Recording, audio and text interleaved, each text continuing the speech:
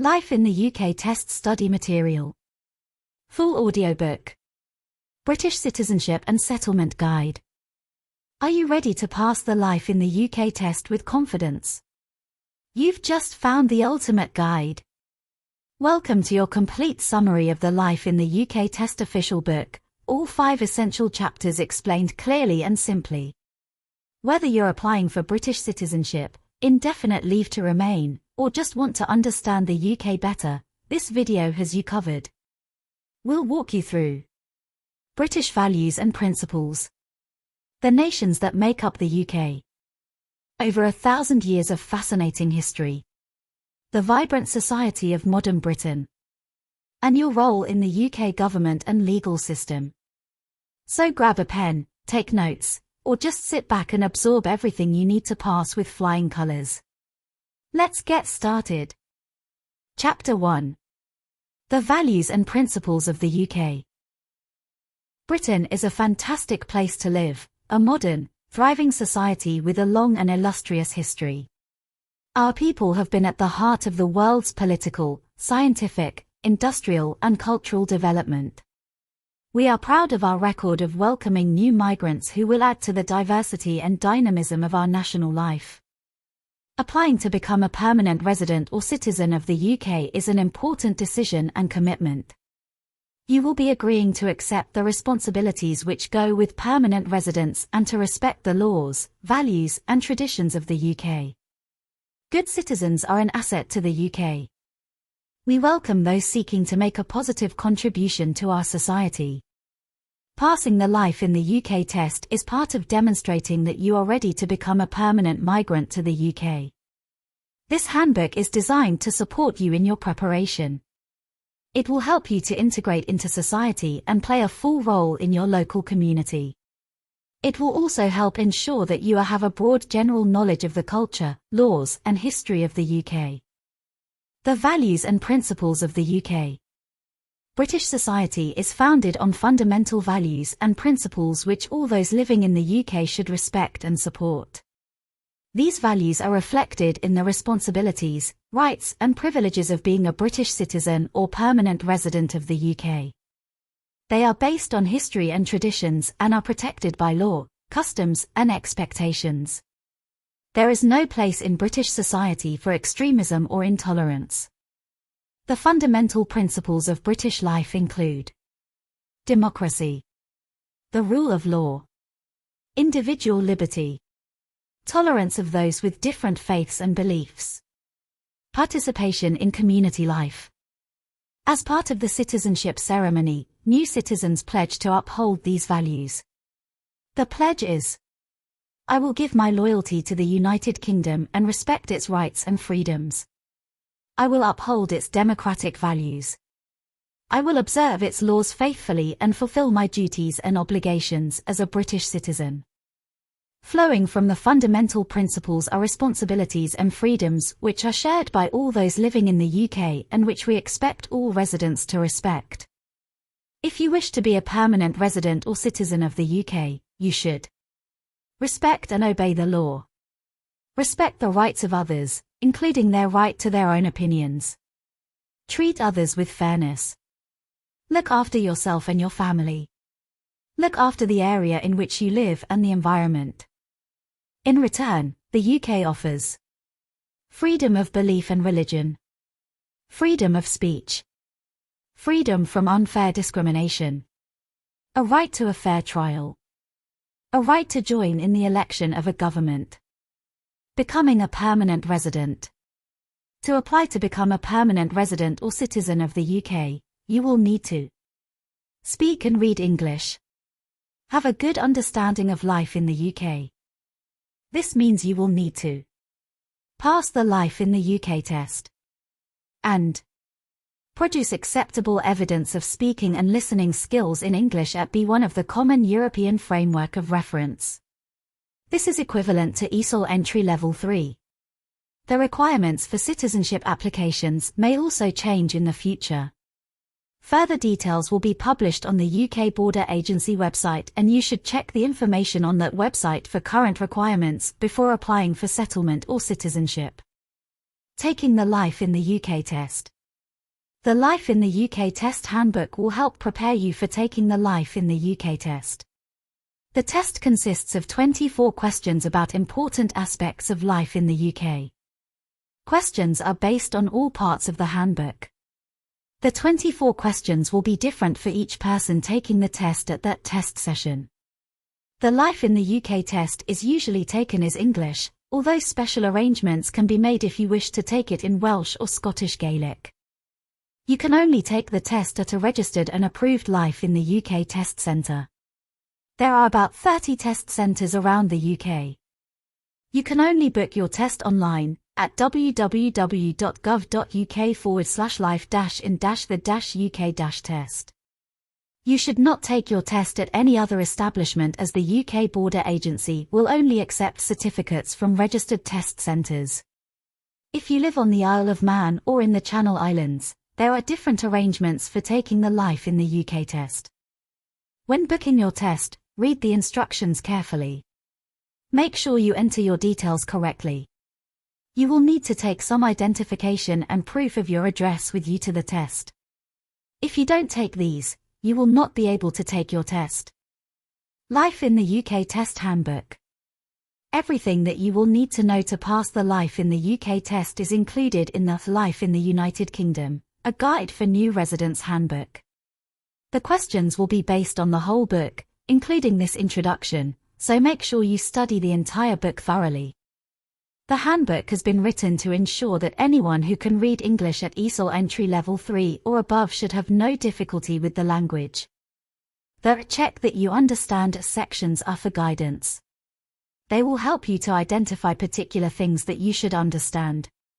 Just knowing the things highlighted in these sections will not be enough to pass the test. You need to make sure that you understand everything in the book, so please read the information carefully. Where to find more information? You can find out more information from the following places. The Home Office website for information about the application process and the forms you will need to complete. The Life in the UK Test website for information about the test and how to book a place to take one. Government.uk for information about ESOL courses on how to find one in your area. Check that you understand. The origin of the values underlying British society. The fundamental principles of British life. The responsibilities and freedoms which come with permanent residence. The process of becoming a permanent resident or citizen. Chapter 2.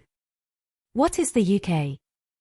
This chapter covers the different nations that make up the United Kingdom and the terms that are used to describe the islands and its people, providing a map showing the location of the different nations that comprise the UK. Additionally, this chapter gives an explanation of what Crown dependencies and British Overseas Territories are. The UK is made up of England, Scotland, Wales, and Northern Ireland. The rest of Ireland is an independent country. The official name of the country is the United Kingdom of Great Britain and Northern Ireland.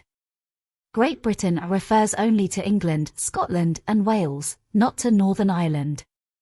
The words Britain, British Isles or British, however, are used here to refer to everyone in the UK.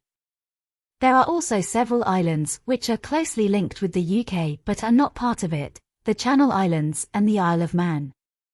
These have their own governments and are called Crown dependencies.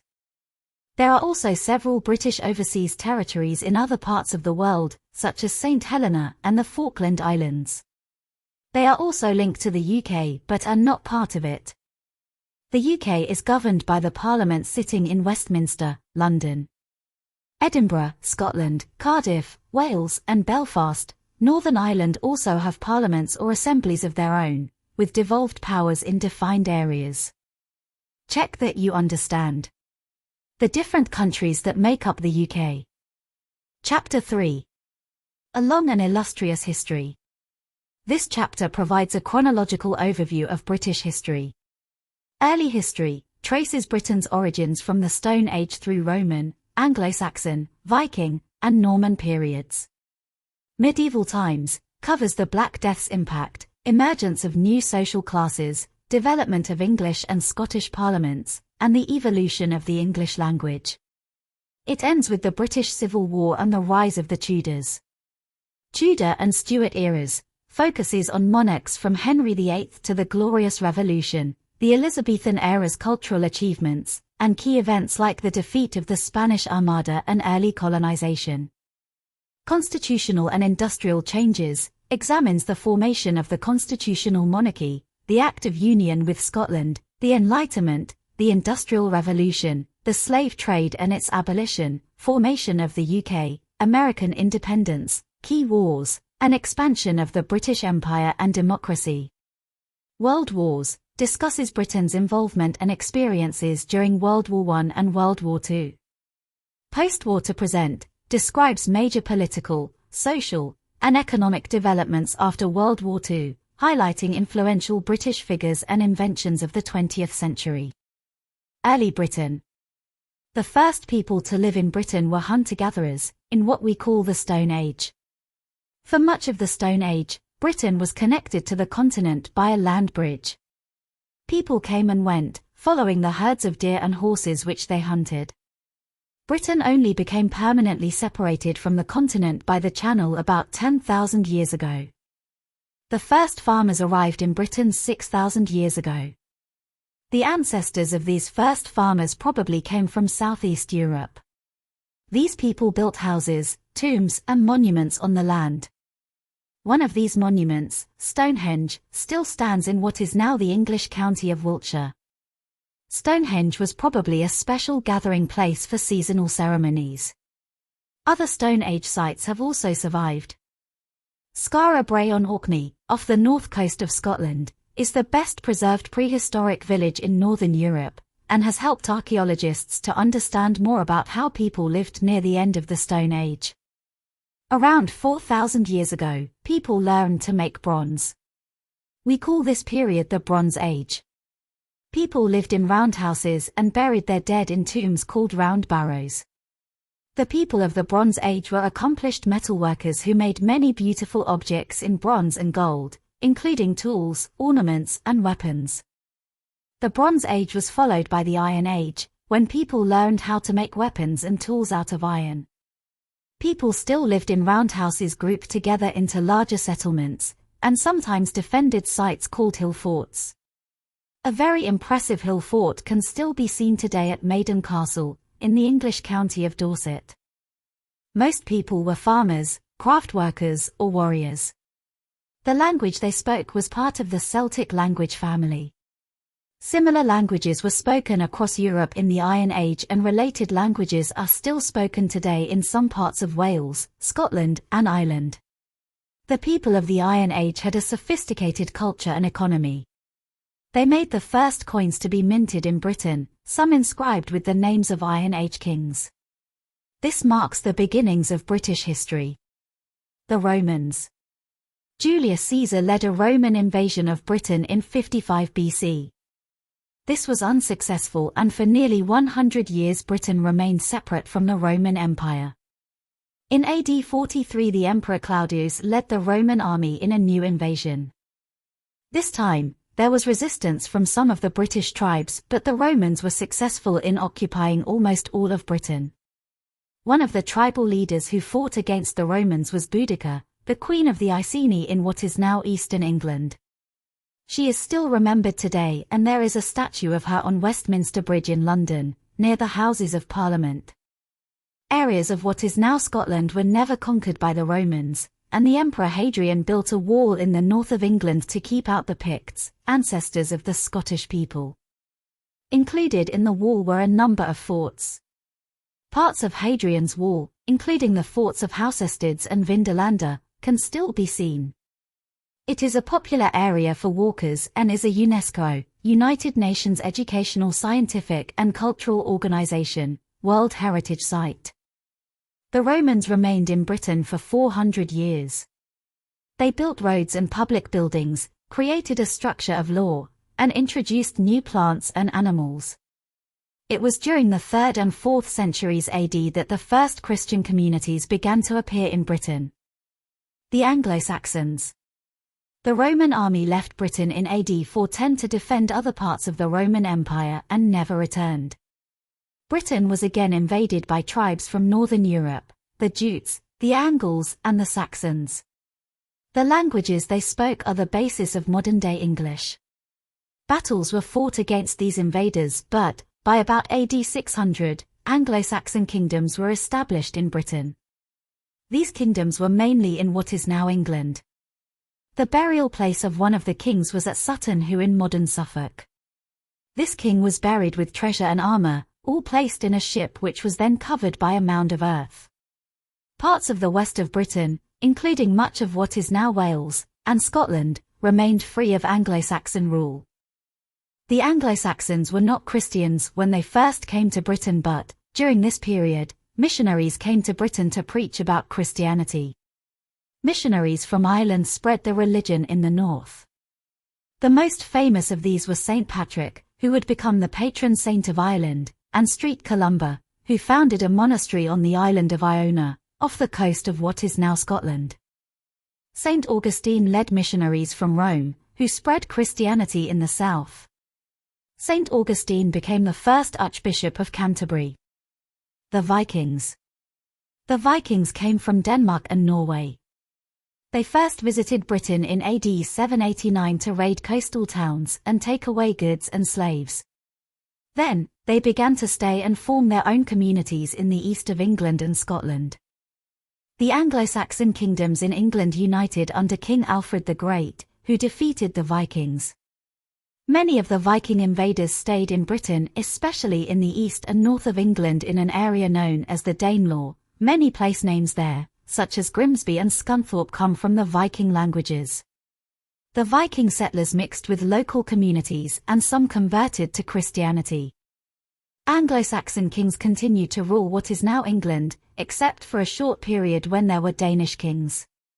The first of these was Nut, also called Canute. In the north, the threat of attack by Vikings had encouraged the people to unite under one king, Kenneth MacAlpin. The term Scotland began to be used to describe that country. In 1066, an invasion led by William, the Duke of Normandy, in what is now northern France, defeated Harold, the Saxon king of England, at the Battle of Hastings. Harold was killed in the battle. William became King of England and is known as William the Conqueror.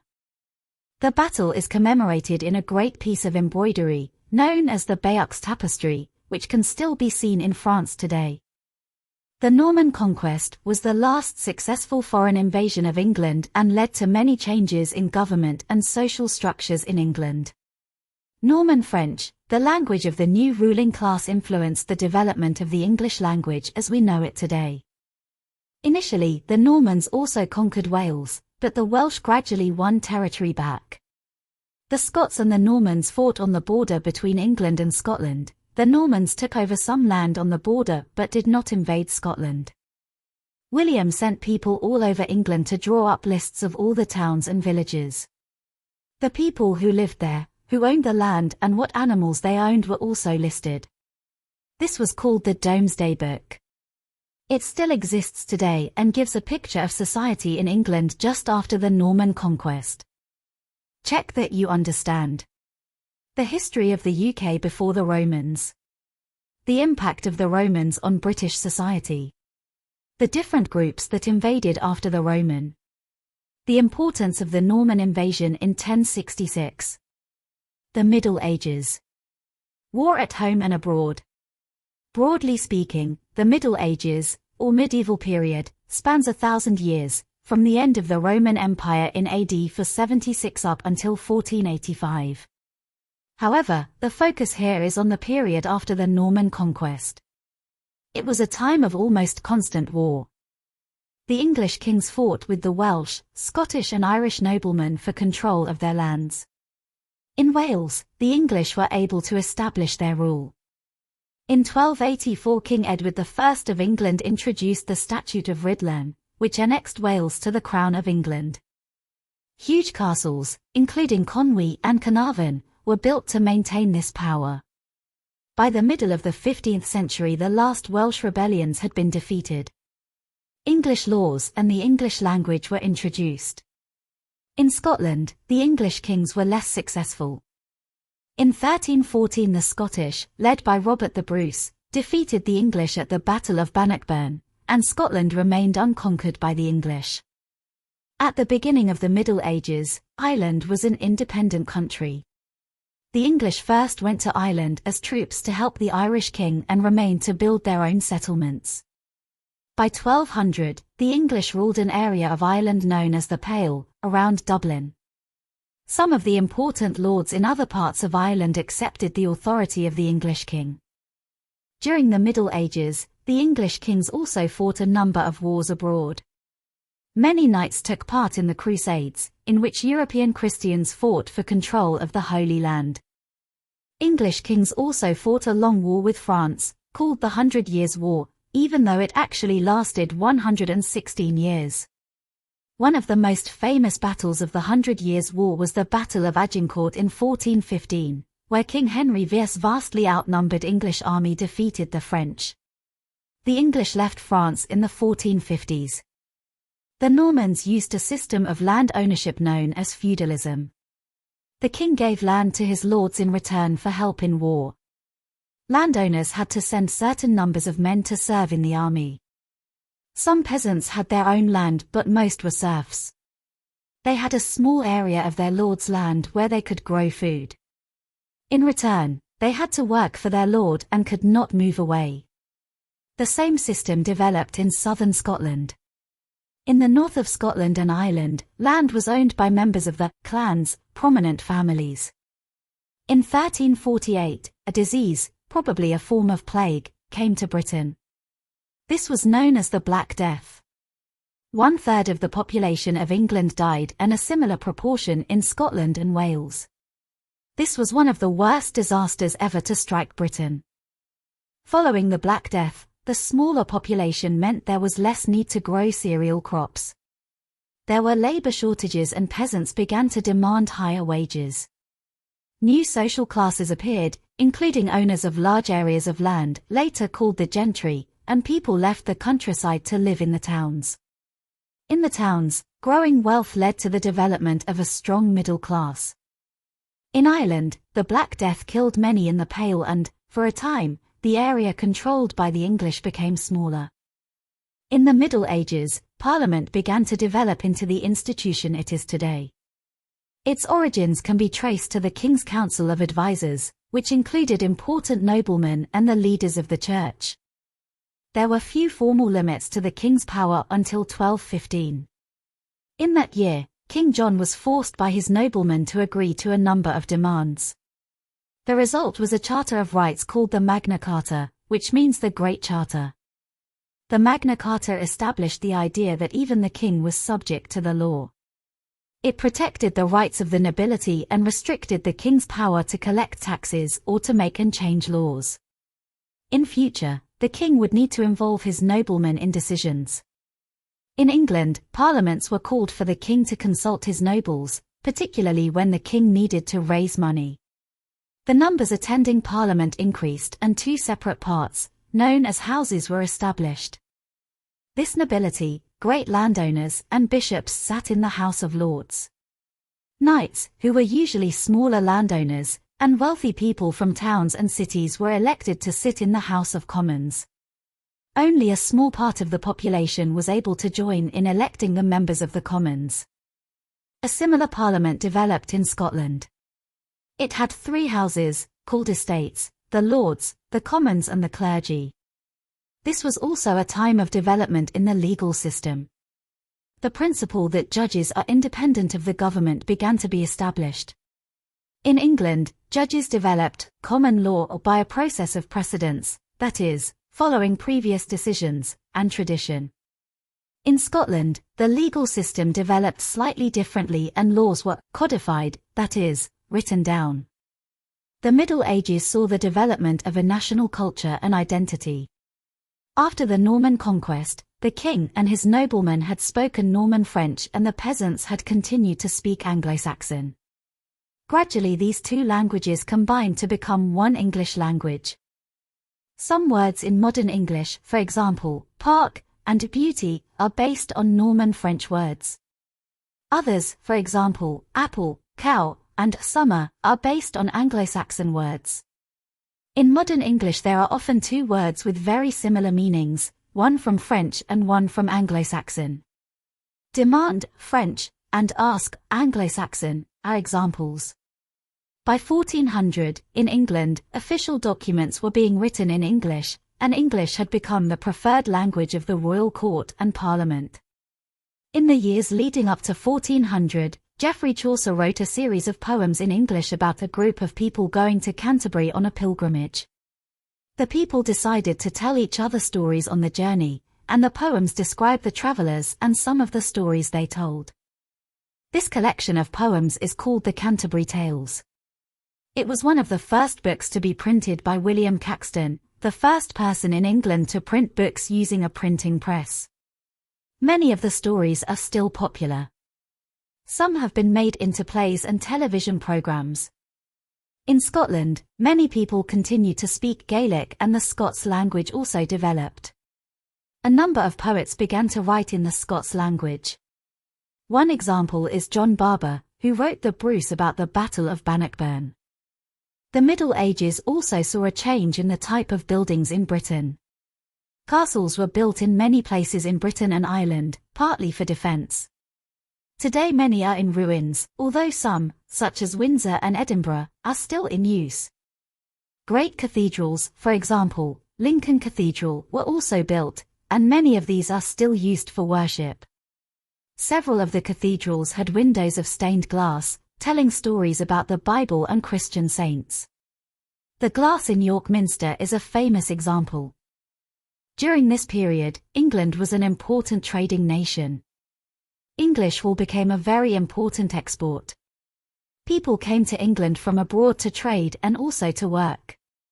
Many had special skills, such as weavers from France, engineers from Germany, glass manufacturers from Italy and canal builders from Holland.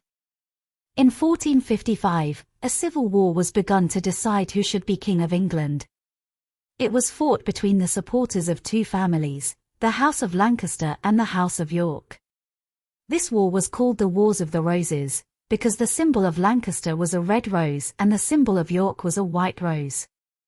The wars ended with the Battle of Bosworth Field in 1485. King Richard III of the House of York was killed in the battle and Henry Tudor, the leader of the House of Lancaster, became King Henry VII. Henry then married King Richard's niece, Elizabeth of York, and united the two families. Henry was the first king of the House of Tudor. The symbol of the House of Tudor was a red rose with a white rose inside it as a sign that the houses of York and Lancaster were now allies. Check that you understand. The wars that took place in the Middle Ages. How Parliament began to develop. The way that land ownership worked. The effects of the Black Death. The development of English language and culture. The Wars of the Roses, the founding of the House of Tudor. The Tudors and Stuarts. Religious conflicts. After his victory in the Wars of the Roses, Henry VII wanted to make sure that England remained peaceful and that his position as king was secure. He deliberately strengthened the central administration of England and reduced the power of the nobles. He was thrifty and built up the monarchy's financial reserves. When he died, his son Henry VIII continued the policy of centralizing power. Henry VIII was most famous for breaking away from the Church of Rome and marrying 6 times. The 6 wives of Henry VIII. Catherine of Aragon. Catherine was a Spanish princess. She and Henry had a number of children, but only one, Mary, survived. When Catherine was too old to give him another child, Henry decided to divorce her, hoping that another wife would give him a son to be his heir. Anne Boleyn was English. She and Henry had one daughter, Elizabeth. Anne was unpopular in the country and was accused of taking lovers. She was executed at the Tower of London. Jane Seymour. Henry married Jane Seymour after Anne Boleyn's execution. She gave Henry the son he wanted, Edward, but she died shortly after his birth. Anne of Cleves. Anne was a German princess. Henry married her for political reasons but divorced her soon after. Catherine Howard. Catherine Howard was a cousin of Anne Boleyn. She was also accused of taking lovers and executed. Catherine Parr was a widow who married Henry later in his life. She survived him and married again but died soon after. To divorce his first wife, Henry needed the approval of the Pope. When the Pope refused, Henry established the Church of England. In this new church, the king, not the Pope, would have the power to appoint bishops and order how people should worship. At the same time, the Reformation was happening across Europe. This was a movement against the authority of the Pope and the ideas and practices of the Roman Catholic Church. The Protestants formed their own churches. They read the Bible in their own languages instead of Latin, they did not pray to saints or at shrines, and they believed that a person's own relationship with God was more important than submitting to the authority of the Church. Protestant ideas gradually gained strength in England, Wales, and Scotland during the 16th century. In Ireland, however, attempts by the English to impose Protestantism, alongside efforts to introduce the English system of laws about the inheritance of land, led to rebellion from the Irish chieftains, and much brutal fighting followed. During the reign of Henry VIII, Wales became formally united with England by the Act for the Government of Wales. The Welsh sent representatives to the House of Commons and the Welsh legal system was reformed. Henry VIII was succeeded by his son Edward VI, who was strongly Protestant. During his reign, the Book of Common Prayer was written to be used in the Church of England. A version of this book is still used in some churches today. Edward died at the age of 15 after ruling for just over 6 years, and his half-sister Mary became queen. Mary was a devout Catholic and persecuted Protestants. For this reason, she became known as Bloody Mary. Mary also died after a short reign, and the next monarch was her half-sister, Elizabeth, the daughter of Henry VIII and Anne Boleyn. Elizabeth I was the younger daughter of Henry VIII. Queen Elizabeth I was a Protestant. She re-established the Church of England as the official Church of England. Everyone had to attend their local church and there were laws about the type of religious services and the prayers which could be said, but Elizabeth did not ask about people's real beliefs. She succeeded in finding a balance between the views of the Catholics and the more extreme Protestants. In this way, she avoided any serious religious conflict within England. Elizabeth became one of the most popular monarchs in English history, particularly after 1588, when the English defeated the Spanish Armada, a large fleet of ships, which had been sent by Spain to conquer England and restore Catholicism. The Reformation in Scotland and Mary, Queen of Scots. Scotland had also been strongly influenced by Protestant ideas. In 1560, the predominantly Protestant Scottish Parliament abolished the authority of the Pope in Scotland and Roman Catholic religious services became illegal. A Protestant Church of Scotland with an elected leadership was established but, unlike in England, this was not a state church. The Queen of Scotland, Mary Stuart, often now called Mary, Queen of Scots, was a Catholic. She was only a week old when her father died and she became queen. Much of her childhood was spent in France. When she returned to Scotland, she was the centre of a power struggle between different groups. When her husband was murdered, Mary was suspected of involvement and fled to England. She gave her throne to her Protestant son, James VI of Scotland.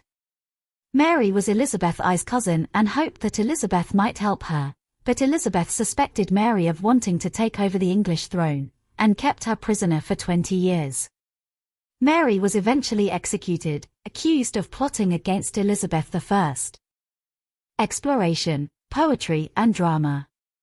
The Elizabethan period in England was a time of growing patriotism, a feeling of pride in being English. English explorers sought new trade routes and tried to expand British trade into the Spanish colonies in the Americas.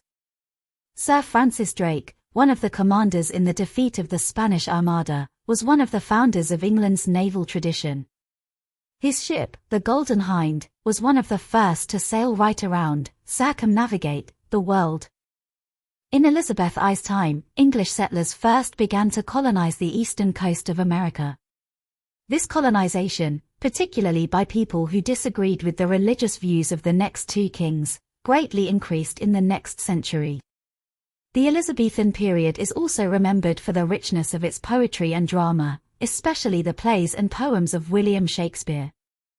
William Shakespeare, 1564–1616. Shakespeare was born in Stratford-upon-Avon, England. He was a playwright and actor and wrote many poems and plays. His most famous plays include A Midsummer Night's Dream, Hamlet, Macbeth, and Romeo and Juliet. Shakespeare also dramatized significant events from the past, but he did not focus solely on kings and queens. He was one of the first to portray ordinary Englishmen and women. Shakespeare had a great influence on the English language and invented many words that are still common today. Lines from his plays and poems which are often still quoted include Once more unto the breach, Henry V. To be or not to be, Hamlet. A rose by any other name, Romeo and Juliet. All the world's a stage, as you like it. The darling buds of May, Sonnet 18, Shall I compare thee to a summer's day? Many people regard Shakespeare as the greatest playwright of all time. His plays and poems are still performed and studied in Britain and other countries today. The Globe Theatre in London is a modern copy of the theatres in which his plays were first performed. James VI and I. Elizabeth I never married and so had no children of her own to inherit her throne. When she died in 1603, her heir was James VI of Scotland. He became King James I of England, Wales, and Ireland, but Scotland remained a separate country. The King James Bible. One achievement of King James' reign was a new translation of the Bible into English. This translation is known as the King James Version or the Authorized Version. It was not the first English Bible but is a version which continues to be used in many Protestant churches today. Ireland. During this period, Ireland was an almost completely Catholic country.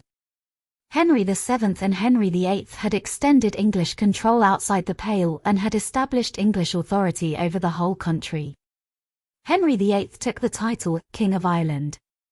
English laws were introduced and local leaders were expected to follow the instructions of the Lord Lieutenants in Dublin. During the reigns of Elizabeth I and James I, many people in Ireland opposed rule by the Protestant government in England. There were a number of rebellions.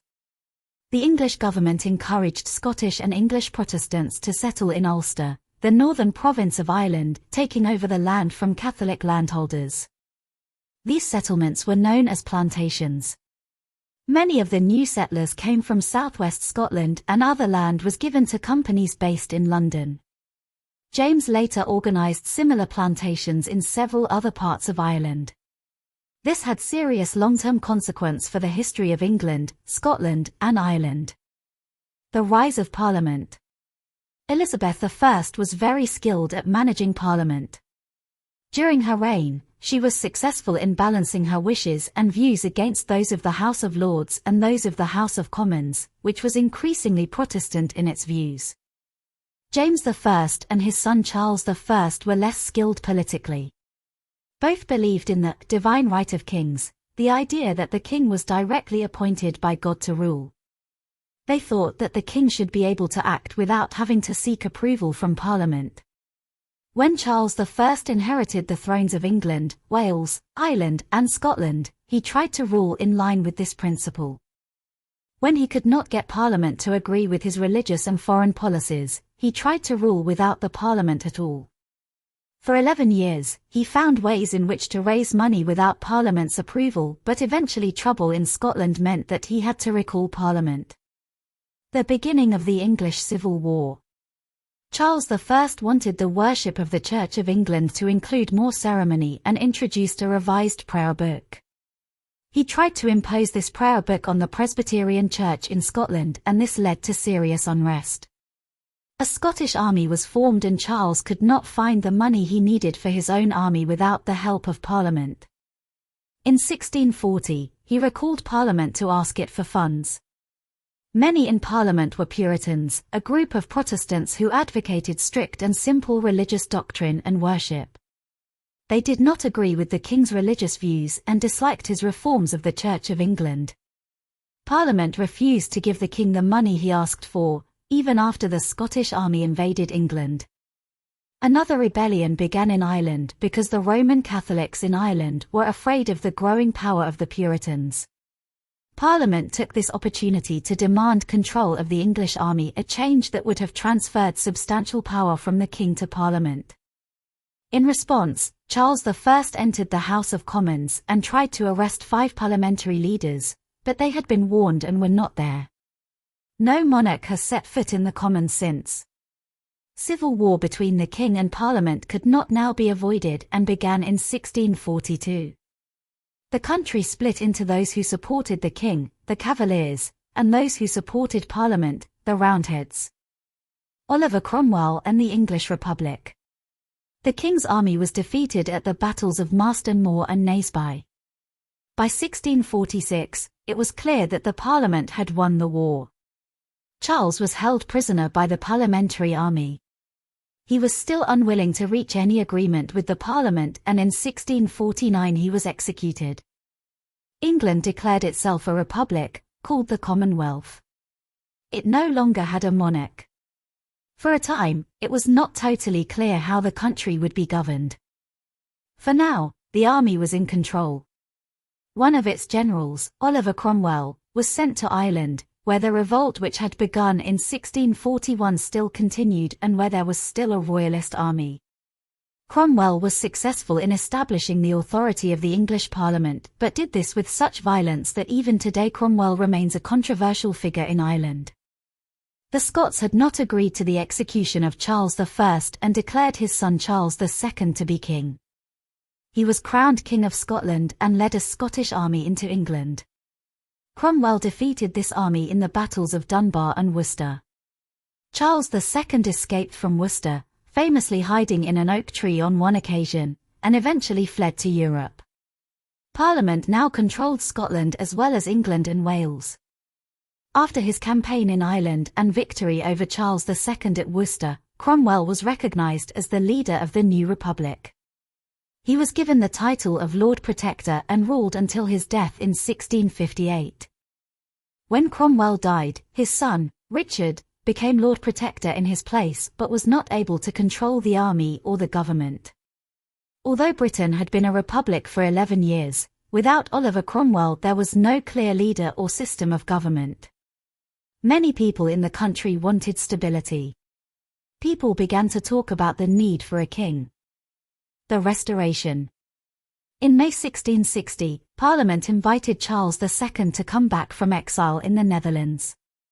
He was crowned King Charles II of England, Wales, Scotland, and Ireland. Charles II made it clear that he had no wish to go on his travels again. He understood that he could not always do as he wished but would sometimes need to reach agreement with the Parliament. Generally, Parliament supported his policies. The Church of England again became the established official church. Both Roman Catholics and Puritans were kept out of power. During Charles II's reign, in 1665, there was a major outbreak of plague in London. Thousands of people died, especially in poorer areas. The following year, a great fire destroyed much of the city, including many churches and St. Paul's Cathedral. London was rebuilt with a new St. Paul's, which was designed by a famous architect, Sir Christopher Wren. Samuel Pepys wrote about these events in a diary which was later published and is still read today. The Habeas Corpus Act became law in 1679. This was a very important piece of legislation which remains relevant today. Habeas corpus is Latin for "you must present the person in court." The act guaranteed that no one could be held prisoner unlawfully. Every prisoner has a right to a court hearing. Charles II was interested in science. During his reign, the Royal Society was formed to promote natural knowledge. This is the oldest surviving scientific society in the world. Among its early members were Sir Edmund Halley, who successfully predicted the return of the comet now called Halley's Comet, and Sir Isaac Newton. Isaac Newton, Born in Lincolnshire, Eastern England, Isaac Newton first became interested in science when he studied at Cambridge University. He became an important figure in the field. His most famous published work was Philosophiae Naturalis Principia Mathematica, Mathematical Principles of Natural Philosophy, which showed how gravity applied to the whole universe. Newton also discovered that white light is made up of the colors of the rainbow. Many of his discoveries are still important for modern science. A Catholic king. Charles II had no legitimate children. He died in 1685 and his brother, James, who was a Roman Catholic, became King James II in England, Wales, and Ireland and King James VII of Scotland. James favoured Roman Catholics and allowed them to be army officers, which an Act of Parliament had forbidden. He did not seek to reach agreements with Parliament and arrested some of the bishops of the Church of England. People in England worried that James wanted to make England a Catholic country once more. However, his heirs were his two daughters, who were both firmly Protestant, and people thought that this meant there would soon be a Protestant monarch again. Then James's wife had a son. Suddenly, it seemed likely that the next monarch would not be a Protestant after all. The Glorious Revolution. James II's elder daughter, Mary, was married to her cousin William of Orange, the Protestant ruler of the Netherlands. In 1688, important Protestants in England asked William to invade England and proclaim himself king. When William reached England, there was no resistance. James fled to France and William took over the throne, becoming William III in England, Wales, and Ireland, and William II of Scotland. William ruled jointly with Mary. This event was later called the Glorious Revolution, because there was no fighting in England and because it guaranteed the power of Parliament, ending the threat of monarch ruling on his or her own as he or she wished. James II wanted to regain the throne and invaded Ireland with the help of a French army. William defeated James II at the Battle of the Boyne in Ireland in 1690, an event which is still celebrated by some in Northern Ireland today. William reconquered Ireland and James fled back to France. Many restrictions were placed on the Roman Catholic Church in Ireland and Irish Catholics were unable to take part in the government. There was also support for James in Scotland. An attempt at an armed rebellion in support of James was quickly defeated at Killiecrankie. All Scottish clans were required formally to accept William as king by taking an oath. The MacDonalds of Glencoe were late in taking the oath and were all killed. The memory of this massacre meant some Scots distrusted the new government. Some continued to believe that James was the rightful king, particularly in Scotland. Some joined him in exile in France, others were secret supporters. James' supporters became known as Jacobites. Check that you understand how and why religion changed during this period. The importance of poetry and drama in the Elizabethan period. About the involvement of Britain in Ireland. The development of Parliament and the only period in history when England was a republic. Why there was a restoration of the monarchy. How the Glorious Revolution happened. A global power, constitutional monarchy, the Bill of Rights. At the coronation of William and Mary, a Declaration of Rights was read. This confirmed that the king would no longer be able to raise taxes and administer justice without agreement from Parliament. The balance of power between monarch and Parliament had now permanently changed. The Bill of Rights, 1689, confirmed the rights of Parliament and the limits of the king's power. Parliament took control of who could be monarch and declared that the king or queen must be a Protestant. A new parliament had to be elected at least every 3 years, later this became 7 years and now it is 5 years. Every year the monarch had to ask Parliament to renew funding for the army and the navy. These changes meant that, to be able to govern effectively, the monarch needed to have advisors, or ministers, who would be able to ensure a majority of votes in the House of Commons and the House of Lords. There were two main groups in Parliament, known as the Whigs and the Tories. The modern Conservative Party is still sometimes referred to as the Tories. This was the beginning of party politics.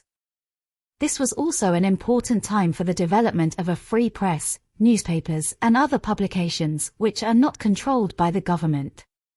From 1695, newspapers were allowed to operate without a government license. Increasing numbers of newspapers began to be published. The laws passed after the Glorious Revolution are the beginning of what is called constitutional monarchy. The monarch remained very important but was no longer able to insist on particular policies or actions if Parliament did not agree. After William III, the ministers gradually became more important than the monarch, but this was not a democracy in the modern sense. The number of people who had the right to vote for members of Parliament was still very small. Only men who owned property of a certain value were able to vote. No women at all had the vote. Some constituencies were controlled by a single wealthy family. They were called the pocket boroughs. Other constituencies had hardly any voters and were called rotten boroughs. A growing population. This was a time when many people left Britain and Ireland to settle in new colonies in America and elsewhere, but others came to live in Britain.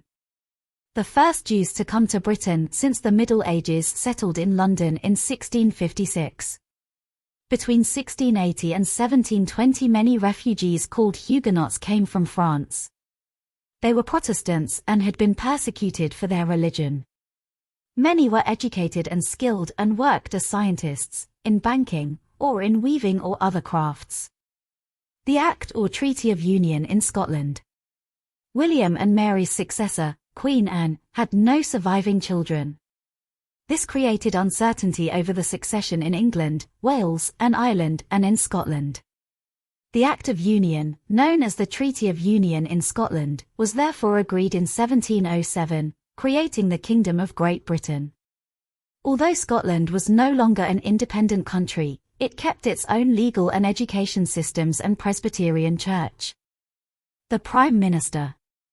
When Queen Anne died in 1714, Parliament chose a German, George I, to be the next king, because he was Anne's nearest Protestant relative. An attempt by Scottish Jacobites to put James II's son on the throne instead was quickly defeated. George I did not speak very good English, and this increased his need to rely on his ministers. The most important minister in Parliament became known as the Prime Minister. The first man to be called this was Sir Robert Walpole, who was Prime Minister from 1721 to 1742.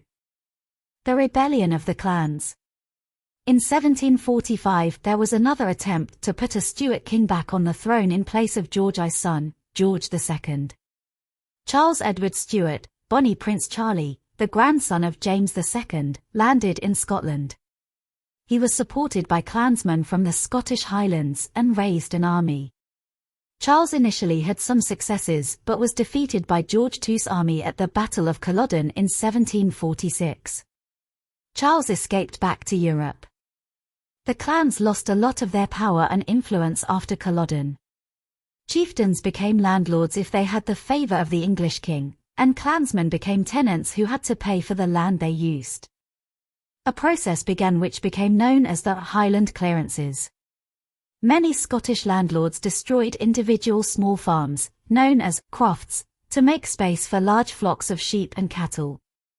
Evictions became very common in the early 19th century. Many Scottish people left for North America at this time. Robert Burns. Known in Scotland as the Bard, Robert Burns was a Scottish poet. He wrote in the Scots language, English with some Scottish words, and Standard English. He also revised a lot of the traditional folk songs by changing or adding lyrics.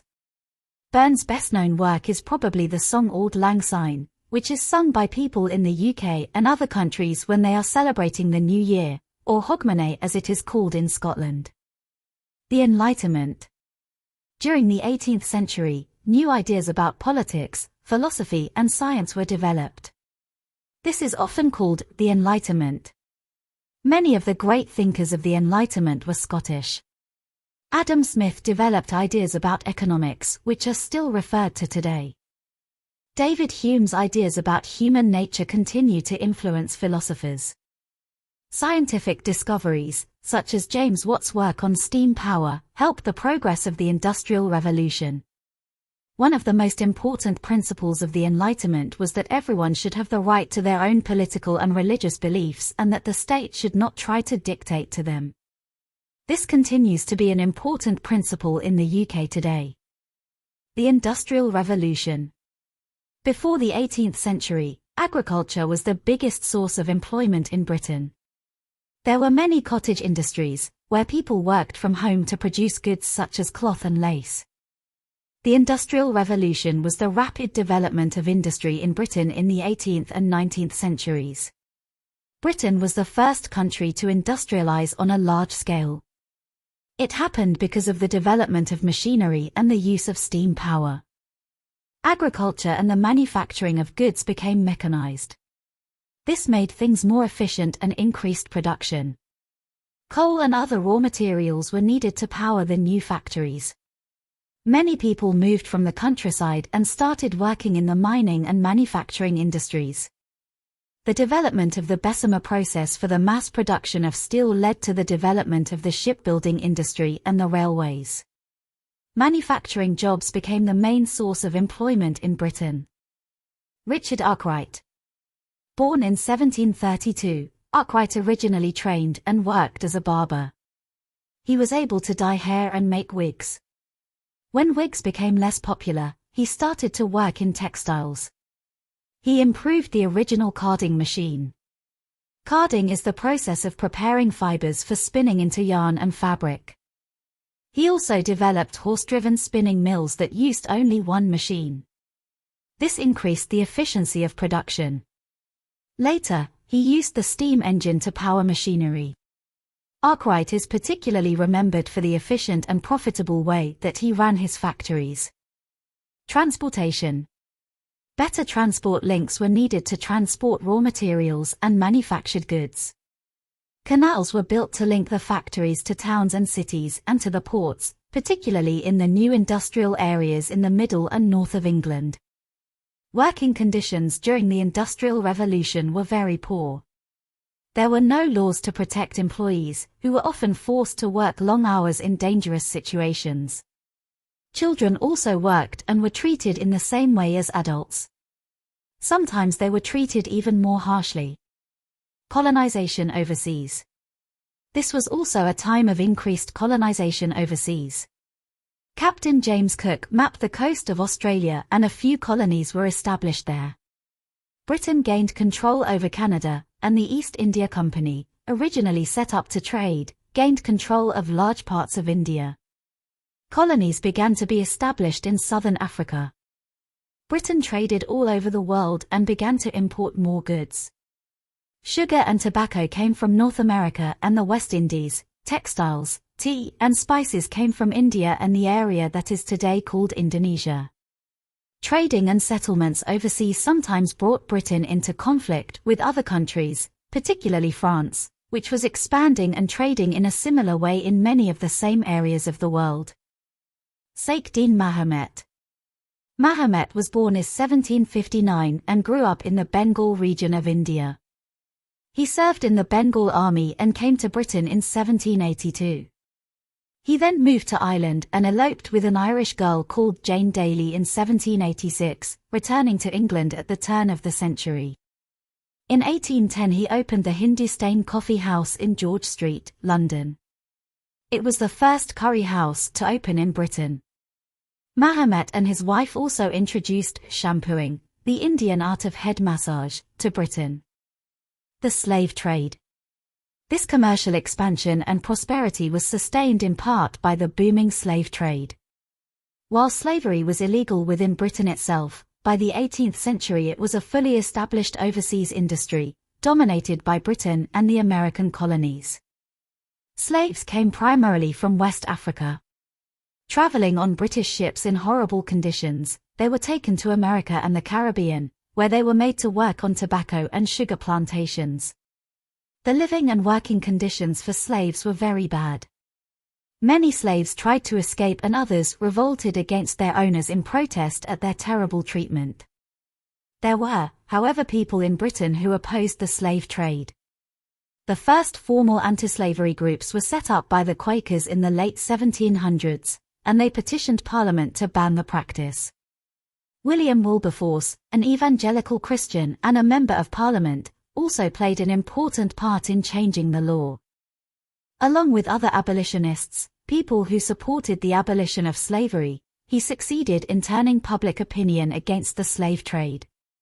In 1807, it became illegal to trade slaves in British ships or from British ports, and in 1833 the Emancipation Act abolished slavery throughout the British Empire. The Royal Navy stopped slave ships from other countries, freed the slaves and punished the slave traders. After 1833, 2 million Indian and Chinese workers were employed to replace the freed slaves. They worked on sugar plantations in the Caribbean, in mines in South Africa, on railways in East Africa and in the army in Kenya. The American War of Independence. By the 1760s, there were substantial British colonies in North America. The colonies were wealthy and largely in control of their own affairs. Many of the colonist families had originally gone to North America in order to have religious freedom. They were well educated and interested in ideas of liberty. The British government wanted to tax the colonies. The colonists saw this as an attack on their freedom and said there should be no taxation without representation in the British Parliament. Parliament tried to compromise by repealing some of the taxes, but relationships between the British government and the colonies continued to worsen. Fighting broke out between the colonists and the British forces. In 1776, 13 American colonies declared their independence, stating that people had a right to establish their own governments.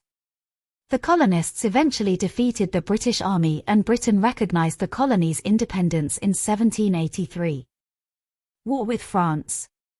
During the 18th century, Britain fought a number of wars with France. In 1789, there was a revolution in France and the new French government soon declared war on Britain.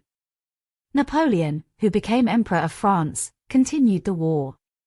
Britain's navy fought against combined French and Spanish fleets, winning the Battle of Trafalgar in 1805. Admiral Nelson was in charge of the British fleet at Trafalgar and was killed in the battle. Nelson's column in Trafalgar Square, London, is a monument to him. His ship, HMS Victory, can be visited in Portsmouth. The British Army also fought against the French. In 1815, the French wars ended with the defeat of the Emperor Napoleon by the Duke of Wellington at the Battle of Waterloo. Wellington was known as the Iron Duke and later became Prime Minister. Although Ireland had had the same monarch as England and Wales since Henry VIII, it had remained a separate country. In 1801, Ireland became unified with England, Scotland, and Wales after the Act of Union of 1800. This created the United Kingdom of Great Britain and Ireland. One symbol of this union between England, Scotland, Wales, and Ireland was a new version of the official flag, the Union flag. This is often called the Union Jack. The flag combined crosses associated with England, Scotland, and Ireland. It is still used today as the official flag of the UK. The Union flag consists of 3 crosses. The Cross of St. George, patron saint of England, is a red cross on a white ground. The Cross of St. Andrew, patron saint of Scotland, is a diagonal white cross on a blue ground. The Cross of St. Patrick, patron saint of Ireland, is a diagonal red cross on a white ground. The Union flag is also known as the Union Jack. The crosses of the 3 countries combined form the Union flag. There is also an official Welsh flag, which shows a Welsh dragon. The Welsh dragon does not appear on the Union flag because, when the first Union flag was created in 1606 from the flags of Scotland and England, the Principality of Wales was already united with England. The Victorian Age. In 1837, Queen Victoria became Queen of the UK at the age of 18. She reigned until 1901, almost 64 years. Her reign is known as the Victorian Age. It was a time when Britain increased in power and influence abroad. Within the UK, the middle classes became increasingly significant and a number of reformers led moves to improve conditions of life for the poor. The British Empire. During the Victorian period, the British Empire grew to cover all of India, Australia, and large parts of Africa. It became the largest empire the world has ever seen, with an estimated population of more than 400 million people. Many people were encouraged to leave the UK to settle overseas.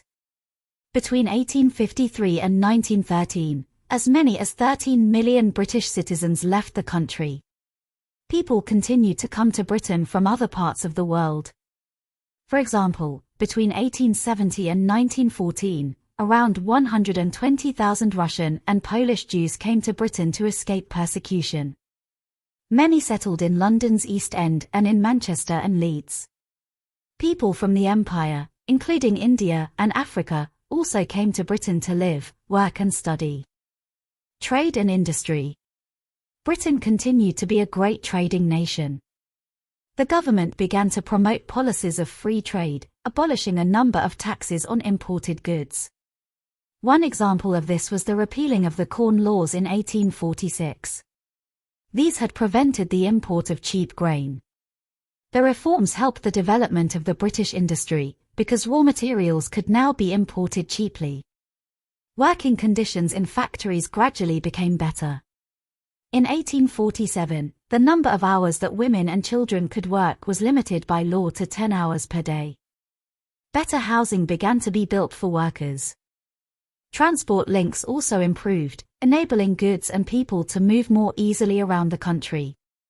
Just before Victoria came to the throne, the father and son George and Robert Stephenson pioneered the railway engine, and a major expansion of the railways took place in the Victorian period. Railways were built throughout the empire. There were also great advances in other areas, such as the building of bridges by engineers such as Isambard Kingdom Brunel. Isambard Kingdom Brunel.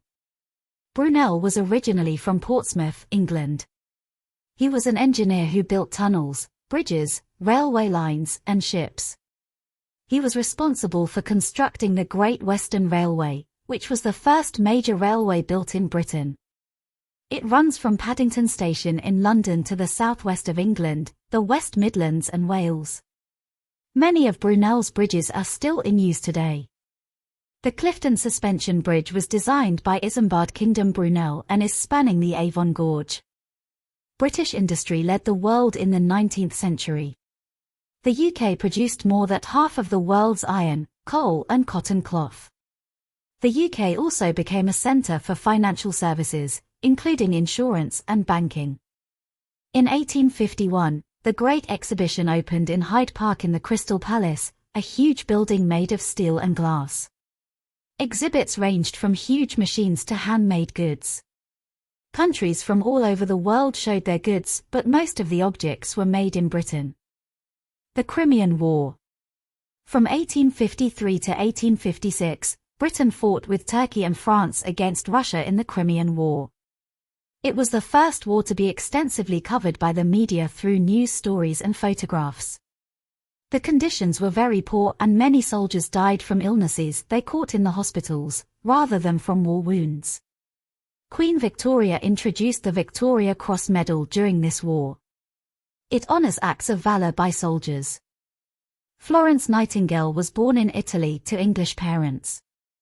At the age of 31, she trained as a nurse in Germany. In 1854, she went to Turkey and worked in military hospitals, treating soldiers who were fighting in the Crimean War. She and her fellow nurses improved the conditions in the hospital and reduced the mortality rate. In 1860 she established the Nightingale Training School for Nurses at St. Thomas' Hospital in London. The school was the first of its kind and still exists today, as do many of the practices that Florence used.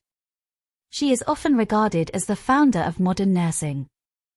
Ireland in the 19th century. Conditions in Ireland were not as good as in the rest of the UK. 2/3 of the population still depended on farming to make their living, often on very small plots of land. Many depended on potatoes as a large part of their diet. In the middle of the century the potato crop failed, and Ireland suffered a famine. 1 million people died from disease and starvation. Another 1.5 million left Ireland. Some emigrated to the United States and others came to England. By 1861 there were large populations of Irish people in cities such as Liverpool, London, Manchester and Glasgow. The Irish nationalist movement had grown strongly through the 19th century. Some, such as the Fenians, favoured complete independence. Others, such as Charles Stewart Parnell, advocated Home Rule, in which Ireland would remain in the UK but have its own parliament. The right to vote. As the middle classes in the wealthy industrial towns and cities grew in influence, they began to demand more political power. The Reform Act of 1832 had greatly increased the number of people with the right to vote. The Act also abolished the old pocket and rotten boroughs, and more parliamentary seats were given to the towns and cities. There was a permanent shift of political power from the countryside to the towns, but voting was still based on ownership of the property. This meant that members of the working class were still unable to vote. A movement began to demand the vote for the working classes and other people without property. Campaigners, called the Chartists, presented petitions to Parliament. At first they seemed to be unsuccessful, but in 1867 there was another Reform Act. This created many more urban seats in Parliament and reduced the amount of property that people needed to have before they could vote. However, the majority of men still did not have the right to vote and no women could vote. Politicians realized that the increased number of voters meant that they needed to persuade people to vote for them if they were to be sure of being elected to Parliament. The political parties began to create organizations to reach out to ordinary voters. Universal suffrage, the right of every adult, male or female, to vote, followed in the next century. In common with the rest of Europe, women in 19th century Britain had fewer rights than men. Until 1870, when a woman got married, her earnings, property and money automatically belonged to her husband. Acts of Parliament in 1870 and 1882 gave wives the right to keep their own earnings and property. In the late 19th and early 20th centuries, an increasing number of women campaigned and demonstrated for greater rights and, in particular, the right to vote. They formed the women's suffrage movement and became known as suffragettes. Emmeline Pankhurst was born in Manchester in 1858. She set up the Women's Franchise League in 1889, which fought to get the vote in local elections for married women. In 1903 she helped found the Women's Social and Political Union, WSPU. This was the first group whose members were called suffragettes. The group used civil disobedience as part of their protest to gain the vote for women. They chained themselves to railings, smashed windows, and committed arson. Many of the women, including Pankhurst, went on hunger strike. In 1918, women over the age of 30 were given voting rights and the right to stand for Parliament, partly in recognition of the contribution women made to the war effort during the First World War. Shortly before Pankhurst's death in 1928, women were given the right to vote at the age of 21, the same as men. The future of the empire. Although the British Empire continued to grow until the 1920s, there was already discussion in the late 19th century about its future direction. Supporters of expansion believed that the empire benefited Britain through increased trade and commerce. Others thought the empire had become overexpanded and that the frequent conflicts in many parts of the empire, such as India's northwest frontier or southern Africa, were a drain on resources. Yet the great majority of British people believed in the empire as a force for good in the world. The Boer War of 1899 to 1902 made the discussions about the future of the empire more urgent. The British went to war in South Africa with settlers from the Netherlands called the Boers. The Boers fought fiercely and the war went on for over 3 years. Many died in the fighting and many more from disease. There was some public sympathy for the Boers and people began to question whether the empire could continue. As different parts of the empire developed, they won greater freedom and autonomy from Britain. Eventually, by the second half of the 20th century, there was, for the most part, an orderly transition from empire to Commonwealth, with countries being granted their independence. Rudyard Kipling was born in India in 1865 and later lived in India, the UK and the USA. He wrote books and poems set in both India and the UK. His poems and novels reflected the idea that the British Empire was a force for good. Kipling was awarded the Nobel Prize in Literature in 1907. His books include the Just So stories and the Jungle Book, which continue to be popular today. His poem If has often been voted among the UK's favourite poems. It begins with these words. If you can keep your head when all about you are losing theirs and blaming it on you. If you can trust yourself when all men doubt you, but make allowance for their doubting too. If you can wait and not be tired by waiting, or being lied about, don't deal in lies, or being hated, don't give way to hating, and yet don't look too good, nor talk too wise. If, Rudyard Kipling. Check that you understand the change in the balance of power between Parliament and the monarchy. When and why Scotland joined England and Wales to become Great Britain. The reasons for a rebellion in Scotland led by Bonnie Prince Charlie. The ideas of the Enlightenment. The importance of the Industrial Revolution and development of industry. The slave trade and when it was abolished. The growth of the British Empire. How democracy developed during this period. The First World War. The early 20th century was a time of optimism in Britain. The nation, with its expansive empire, well-admired navy, thriving industry and strong political institutions, was what is now known as a global superpower. It was also a time of social progress. Financial help for the unemployed, old-age pensions and free school meals were just a few of the important measures introduced. Various laws were passed to improve safety in the workplace, town planning rules were tightened to prevent the further development of slums, and better support was given to mothers and their children after divorce or separation. Local government became more democratic and a salary for members of parliament, MPs, was introduced for the first time, making it easier for more people to take part in public life. This era of optimism and progress was cut short when war broke out between several European nations.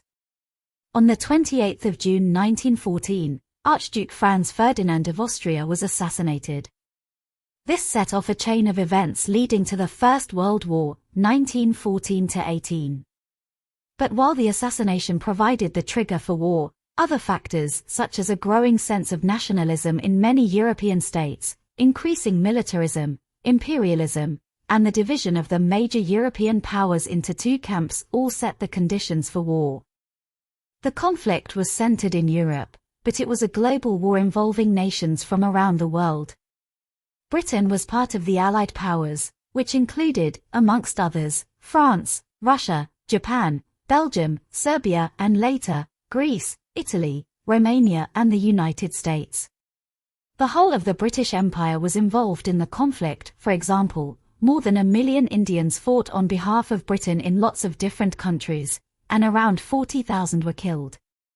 Men from the West Indies, Africa, Australia, New Zealand, and Canada also fought with the British. The Allies fought against the Central Powers, mainly Germany, the Austro-Hungarian Empire, the Ottoman Empire and later Bulgaria. Millions of people were killed or wounded, with more than 2 million British casualties. One battle, the British attack of the Somme in July 1916, resulted in about 60,000 British casualties on the first day alone. The First World War ended at 11:00 a.m. on the 11th of November 1918 with victory for Britain and its allies. The partition of Ireland. In 1913, the British government promised Home Rule for Ireland. The proposal was to have a self-governing Ireland with its own parliament but still part of the UK. A Home Rule bill was introduced in Parliament. It was opposed by the Protestants in the north of Ireland, who threatened to resist Home Rule by force. The outbreak of the First World War led the British government to postpone any changes in Ireland. Irish nationalists were not willing to wait, and in 1916 there was an uprising, the Easter Rising, against the British in Dublin. The leaders of the uprising were executed under military law. A guerrilla war against the British Army and the police in Ireland followed. In 1921 a peace treaty was signed, and in 1922 Ireland became two countries. The 6 countries in the north which were mainly Protestant remained part of the UK under the name Northern Ireland. The rest of Ireland became the Irish Free State. It had its own government and became a republic in 1949. There were people in both parts of Ireland who disagree with the split between the north and the south. They still wanted Ireland to be one independent country. Years of disagreement led to a terror campaign in Northern Ireland and elsewhere. The conflict between those wishing for full Irish independence and those wishing to remain loyal to the British government is often referred to as the Troubles. The interwar period. In the 1920s, many people's living conditions got better. There were improvements in public housing and new homes were built in many towns and cities. However, in 1929, the world entered the Great Depression, and some parts of the UK suffered mass unemployment. The effects of the Depression of the 1930s were felt differently in different parts of the UK. The traditional heavy industries such as shipbuilding were badly affected, but new industries, including the automobile and aviation industries, developed. As prices generally fell, those in work had more money to spend. Car ownership doubled from 1 million to 2 million between 1930 and 1939. In addition, many new houses were built.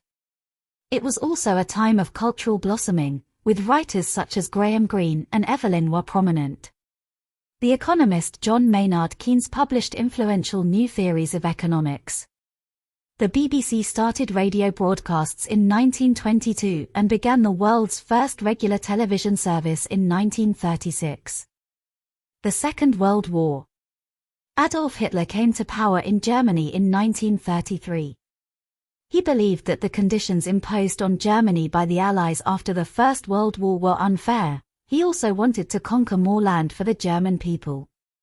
He set about renegotiating treaties, building up arms, and testing Germany's military strength in nearby countries. The British government tried to avoid another war.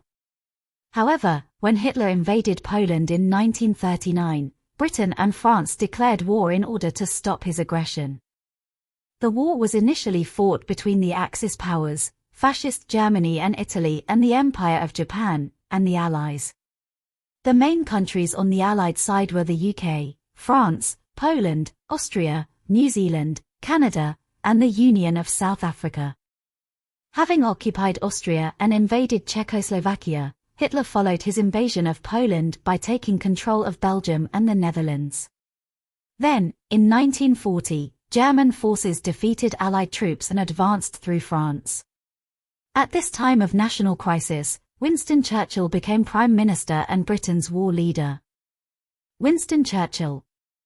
Churchill was the son of a politician and, before becoming a Conservative MP in 1900, was a soldier and journalist.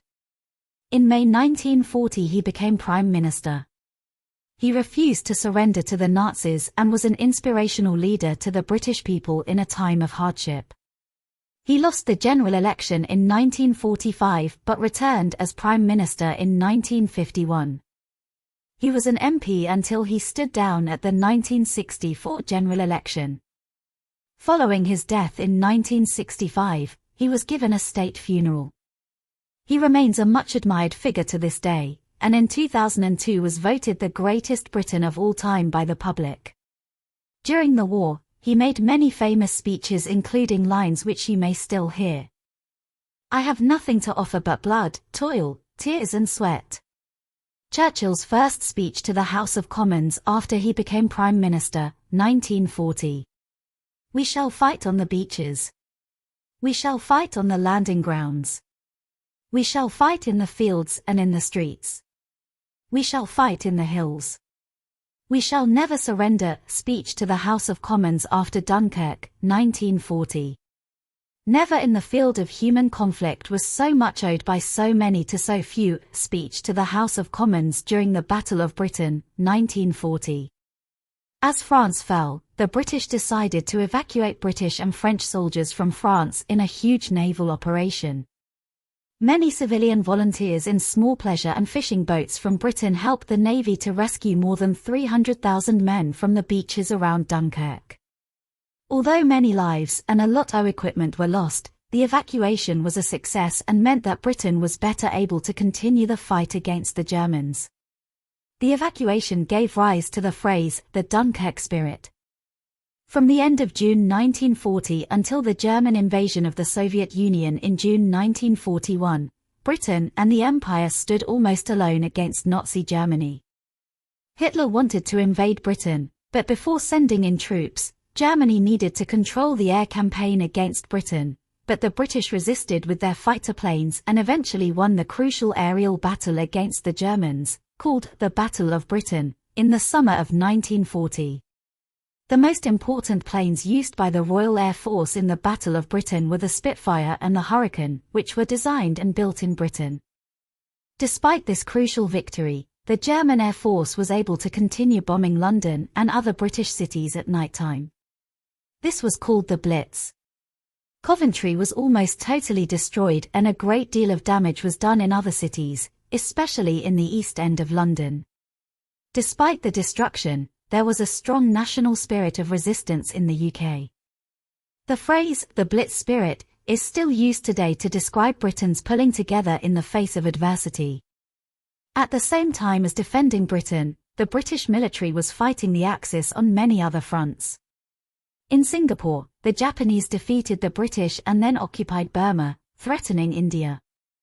The United States entered the war when the Japanese bombed its naval base at Pearl Harbor in December 1941. That same year, Hitler attempted the largest invasion in history by attacking the Soviet Union. It was a fierce conflict, with huge losses on both sides. German forces were ultimately repelled by the Soviets, and the damage they sustained proved to be a pivotal point in the war. The Allied forces gradually gained the upper hand, winning significant victories in North Africa and Italy. German losses in the Soviet Union, combined with the support of the Americans, meant that the Allies were eventually strong enough to attack Hitler's forces in Western Europe.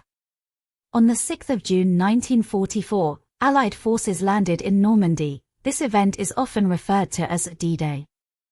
Following victory on the beaches of Normandy, the Allied forces pressed on through France and eventually into Germany. The Allies comprehensively defeated Germany in May 1945. The war against Japan ended in August 1945 when the United States dropped its newly developed atom bombs on the Japanese cities of Hiroshima and Nagasaki. Scientists led by New Zealand-born Ernest Rutherford, working at Manchester and then Cambridge University, were the first to split the atom. Some British scientists went on to take part in the Manhattan Project in the United States, which developed the atomic bomb. The war was finally over. Alexander Fleming. Fleming moved to London as a teenager and later qualified as a doctor. He was researching influenza, the flu, in 1928 when he discovered penicillin. This was then further developed into a usable drug by the scientists Howard Florey and Ernst Chain. By the 1940s it was in mass production. Fleming won the Nobel Prize in Medicine in 1945. Penicillin is still used to treat bacterial infections today. Check that you understand. What happened during the First World War? The partition of Ireland and the establishment of the UK as it is today. The events of the Second World War. Part 4, Britain since 1945. The welfare state. Although the UK had won the war, the country was exhausted economically and the people wanted change. During the war, there had been significant reforms to the educational system and people now looked for wider social reforms. In 1945 the British people elected a Labour government. The new Prime Minister was Clement Attlee, who promised to introduce the welfare state outlined in the Beveridge Report. In 1948, Aneurin, nigh Bevan, the Minister for Health, led the establishment of the National Health Service, NHS, which guaranteed a minimum standard of healthcare for all, free at the point of use. A national system of benefits was also introduced to provide social security, so that the population would be protected from the cradle to the grave. The government took into public ownership, nationalized, the railways, coal mines and gas, water and electricity supplies. Colonies' independence. Another aspect of change was self-government for former colonies. In 1947, independence was granted to 9 countries, including India, Pakistan and Ceylon, now Sri Lanka.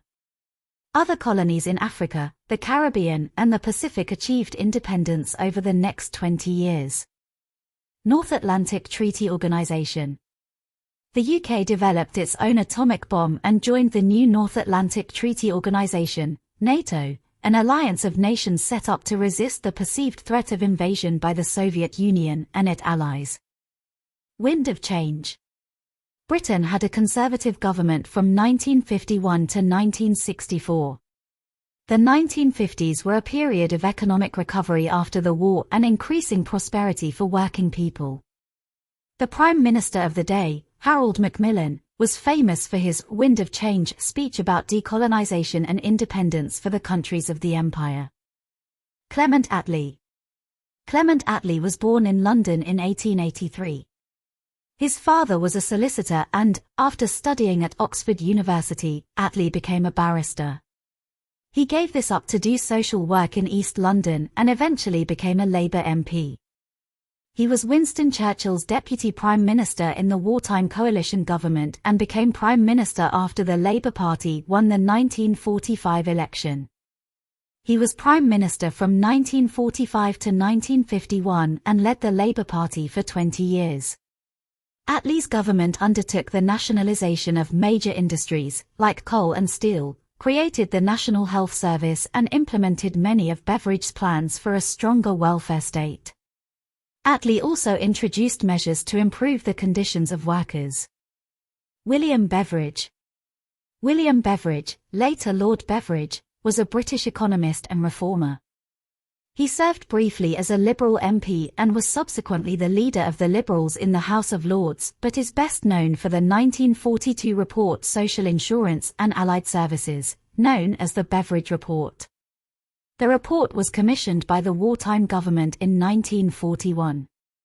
It recommended that the government should find ways of fighting the 5 giant evils of want, disease, ignorance, squalor and idleness and provided the basis of the modern welfare state. Richard Austin Butler, later Lord Butler, was born in 1902. He became a Conservative MP in 1923 and held several positions before becoming responsible for education in 1941. In this role, he oversaw the introduction of the Education Act 1944, often called the Butler Act, which introduced free secondary education in England and Wales. The education system has changed significantly since the Act was introduced, but the division between primary and secondary schools that it enforced still remains in most areas of Britain. Dylan Thomas was a Welsh poet and writer. He often read and performed his work in public, including for the BBC. His most well-known works include the radio play Under Milk Wood, first performed after his death in 1954, and the poem Do Not Go Gentle Into That Good Night, which he wrote for his dying father in 1952. He died at the age of 39 in New York. There are several memorials to him in his birthplace, Swansea, including a statue and the Dylan Thomas Centre. Migration in post-war Britain. Rebuilding Britain after the Second World War was a huge task. There were labour shortages and the British government encouraged workers from Ireland and other parts of Europe to come to the UK and help with the reconstruction. In 1948, people from the West Indies were also invited to come and work. During the 1950s, there was still a shortage of labour in the UK. Further immigration was therefore encouraged for economic reasons, and many industries advertised for workers from overseas. For example, centres were set up in the West Indies to recruit people to drive buses. Textile and engineering firms from the north of England and the Midlands sent agents to India and Pakistan to find workers. For about 25 years, people from the West Indies, India, Pakistan and, later, Bangladesh travelled to work and settle in Britain. Social change in the 1960s.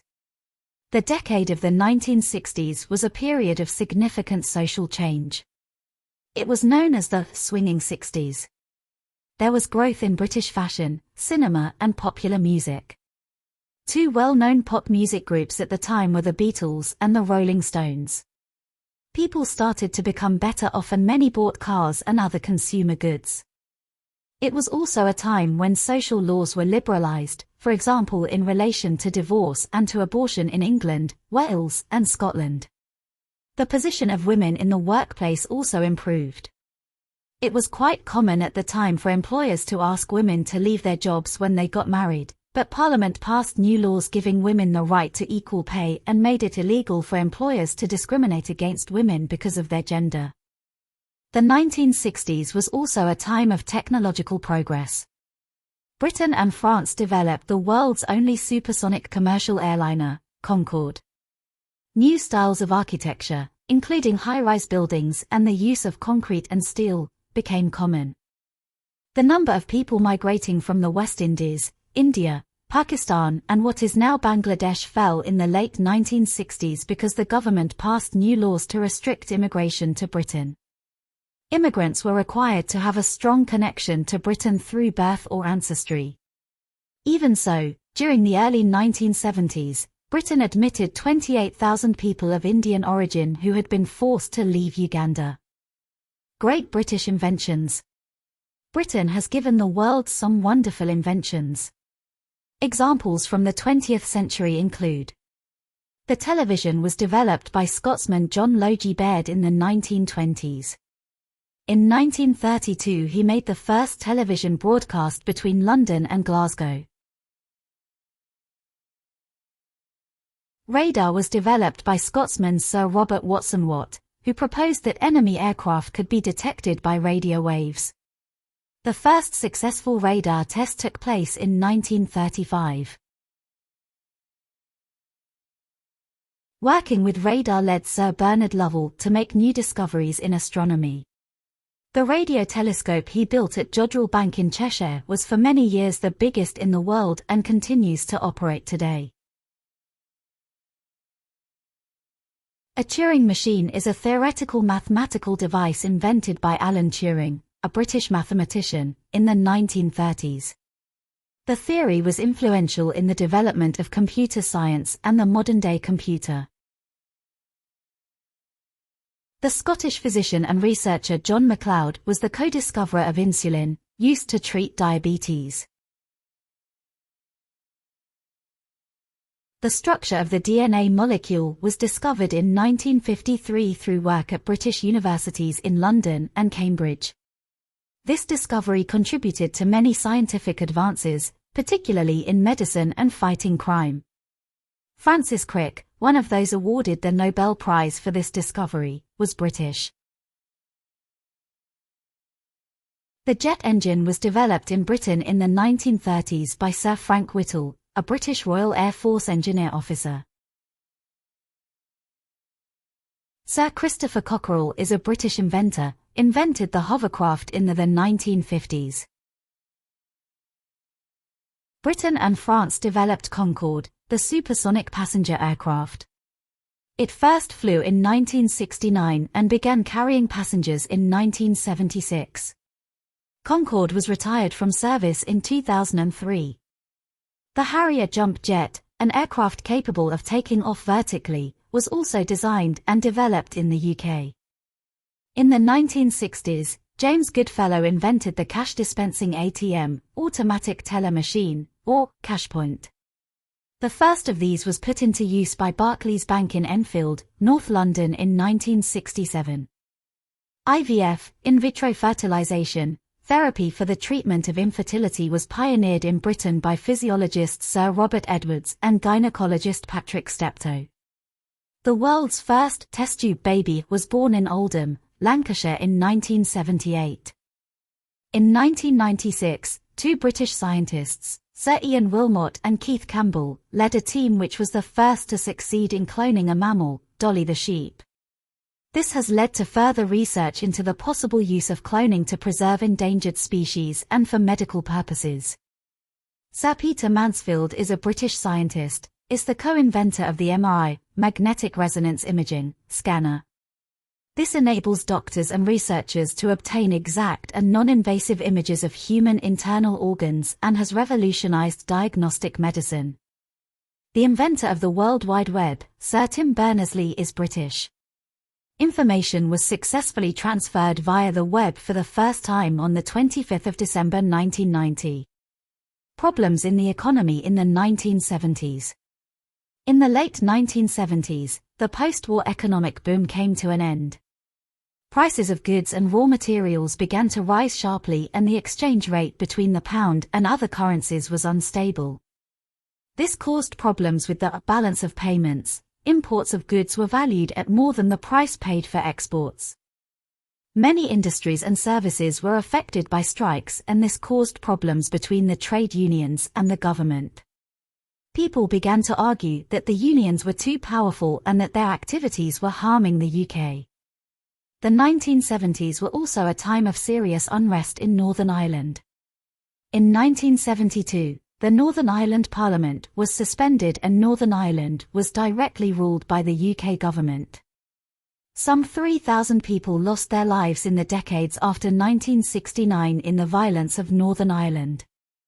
Mary Peters. Born in Manchester, Mary Peters moved to Northern Ireland as a child.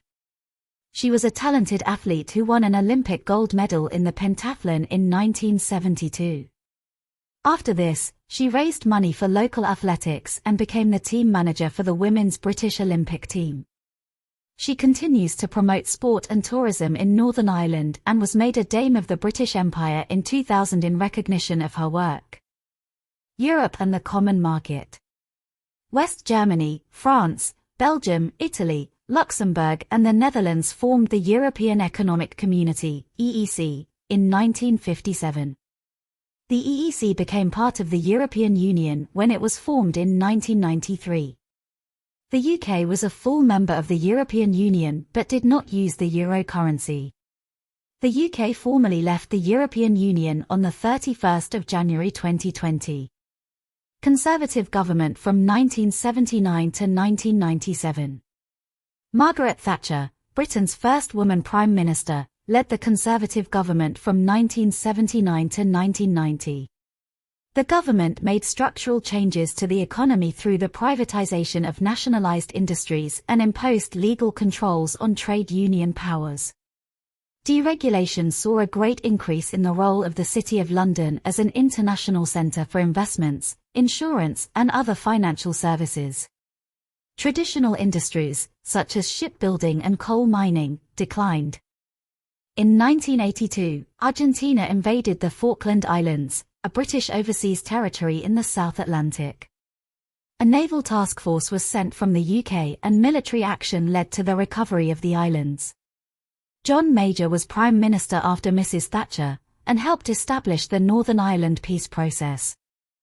Margaret Thatcher was the daughter of a grocer from Grantham in Lincolnshire. She trained as a chemist and lawyer. She was elected as a Conservative MP in 1959 and became a cabinet minister in 1970 as the Secretary of State for Education and Science. In 1975 she was elected as leader of the Conservative Party and so became leader of the opposition. Following the Conservative victory in the general election in 1979, Margaret Thatcher became the first woman Prime Minister of the UK. She was the longest-serving Prime Minister of the 20th century, remaining in office until 1990. During her premiership, there were a number of important economic reforms within the UK. She worked closely with the United States President, Ronald Reagan, and was one of the first Western leaders to recognize and welcome the changes in the leadership of the Soviet Union, which eventually led to the end of the Cold War. Roald Dahl was born in Wales to Norwegian parents. He served in the Royal Air Force during the Second World War. It was during the 1940s that he began to publish books and short stories. He is most well known for his children's books, although he also wrote for adults.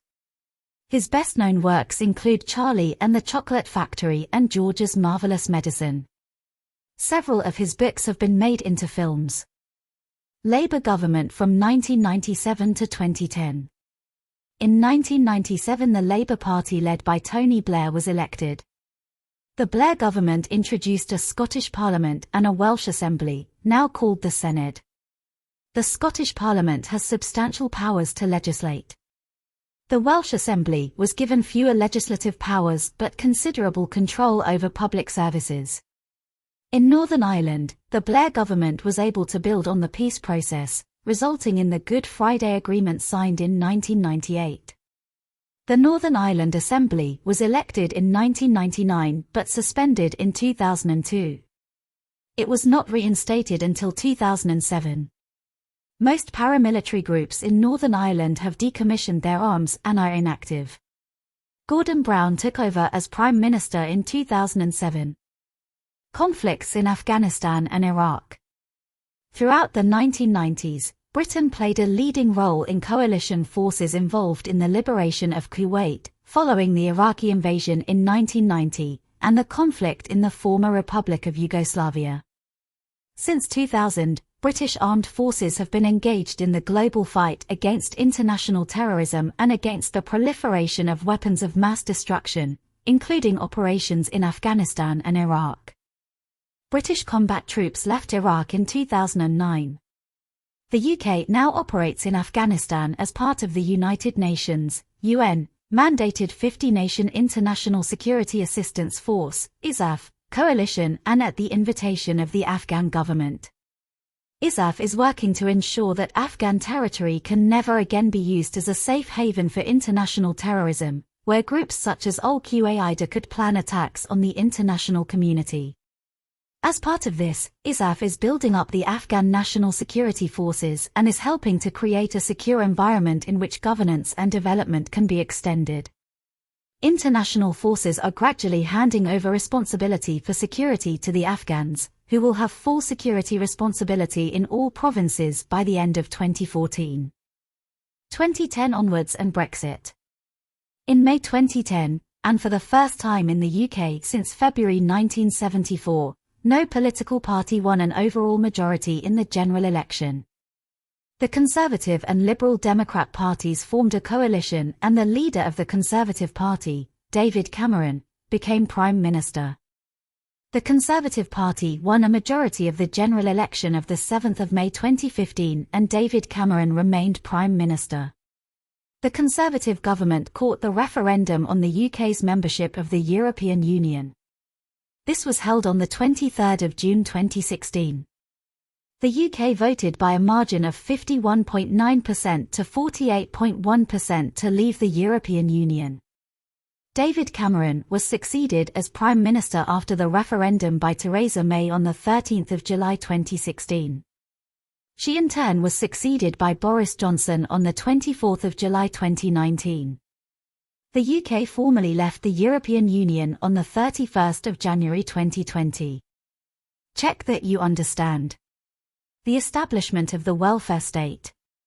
How life in Britain changed in the 1960s and 1970s. British inventions of the 20th century. You do not need to remember dates of births and deaths. Events since 1979. Chapter 4. A modern, thriving society. It covers key aspects of modern life, including the country's rich cultural heritage, religious diversity, and long-standing customs and traditions.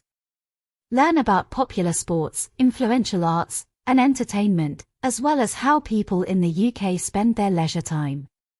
Discover famous landmarks, historical sites, and national parks that define the UK's landscape.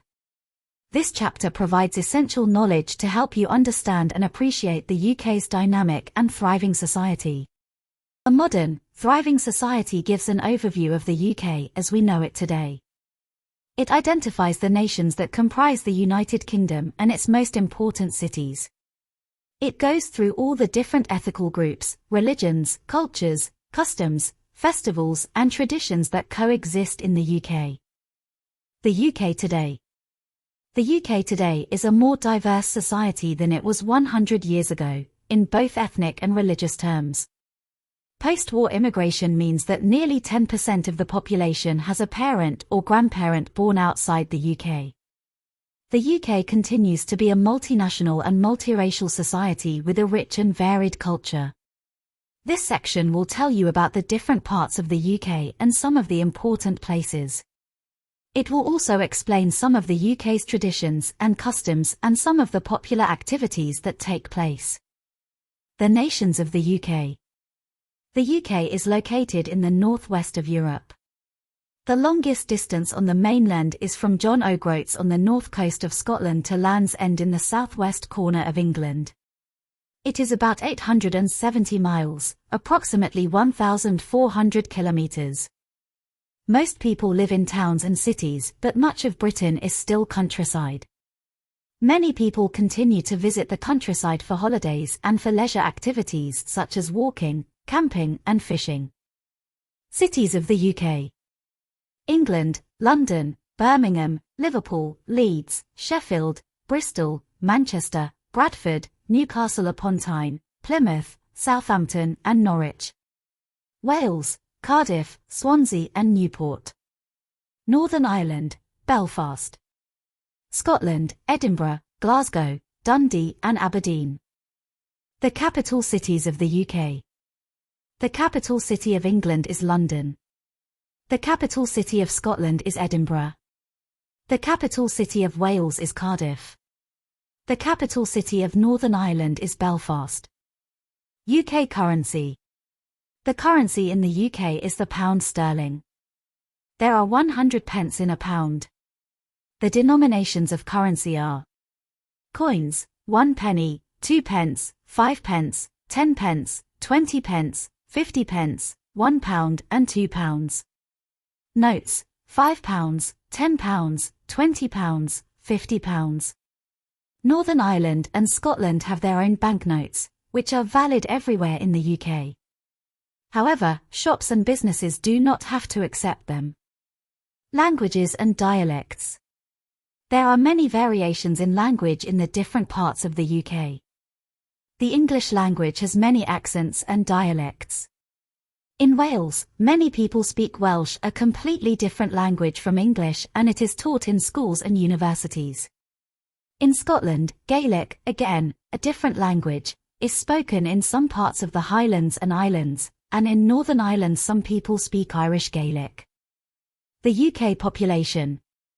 The table below shows how the population of the UK has changed over time. Population growth in the UK. Year 1600, population just over 4 million. Year 1700, population 5 million. Year 1801, population 8 million. Year 1851, population 20 million. Year 1901, population 40 million. Year 1951, population 50 million. Year 1998, population 57 million. Year 2005, population just under 60 million. Year 2010, population just over 62 million. Year 2017, population just over 66 million. Population growth has been faster in more recent years. Migration into the UK and longer life expectancy have played a part in population growth. The population is very unequally distributed over the 4 parts of the UK. England more or less consistently makes up 84% of the total population, Wales around 5%, Scotland just over 8%, and Northern Ireland less than 3%. An aging population. People in the UK are living longer than ever before. This is due to improved living standards and better health care. There are now a record number of people aged 85 and over. This has an impact on the cost of pensions and health care. Ethnic diversity. The UK population is ethnically diverse and changing rapidly, especially in large cities such as London. It is not always easy to get an exact picture of the ethnic origin of all the population. There are people in the UK with ethnic origins from all over the world. In surveys, the most common ethnic description chosen is white, which includes people of European, Australian, Canadian, New Zealand and American descent. Other significant groups are those of Asian, Black and mixed descent. An equal society. Within the UK, it is a legal requirement that men and women should not be discriminated against because of their gender or because they are, or are not, married. They have equal rights to work, own property, marry and divorce. If they are married, both parents are equally responsible for their children. Women in Britain today make up about half of the workforce. On average, girls leave school with better qualifications than boys. More women than men study at university. Employment opportunities for women are much greater than they were in the past. Women work in all sectors of the economy, and there are now more women in high-level positions than ever before, including senior managers in traditionally male-dominated occupations. Alongside this, men now work in more varied jobs than they did in the past. It is no longer expected that women should stay at home and not work. Women often continue to work after having children. In many families today, both partners work and both share responsibility for childcare and household chores. Check that you understand. The capital sites of the UK. What languages other than English are spoken in particular parts of the UK? How the population of the UK has changed. That the UK is an equal society and ethnically diversity. The currency of the UK. Religion. The UK is historically a Christian country. In the 2011 census, 59% of people identified themselves as Christian. Much smaller proportions identified themselves as Muslim, 4.8%, Hindu, 1.5%, Sikh, 0.8%, and Jewish or Buddhist, both less than 0.5%. In the 2021 census, 46% of people identified themselves as Christian, Muslim, 6.5%, Hindu, 1.5%, Sikh, 0.8%, and Jewish or Buddhist, both less than 0.5%. There are religious buildings for other religions all over the UK. This includes Islamic mosques, Hindu temples, Jewish synagogues, Sikh gurdwaras, and Buddhist temples. However, everyone has the legal right to choose their religion, or to choose not to practice a religion. In the 2011 census, 25% of people said that they had no religion. Christian churches. In England, there is a constitutional link between church and state. The official church of the state is the Church of England, called the Anglican Church in other countries, and the Episcopal Church in Scotland and the United States. It is a Protestant church and has existed since the Reformation in the 1530s. The monarch is the head of the Church of England. The spiritual leader of the Church of England is the Archbishop of Canterbury. The monarch has the right to select the Archbishop and other senior church officials, but usually the choice is made by the Prime Minister and a committee appointed by the Church.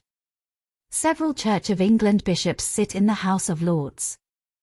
In Scotland, the national church is the Church of Scotland, which is a Presbyterian church. It is governed by ministers and elders. The chairperson of the General Assembly of the Church of Scotland is the moderator, who is appointed for 1 year only and often speaks on behalf of that church. There is no established church in Wales or Northern Ireland.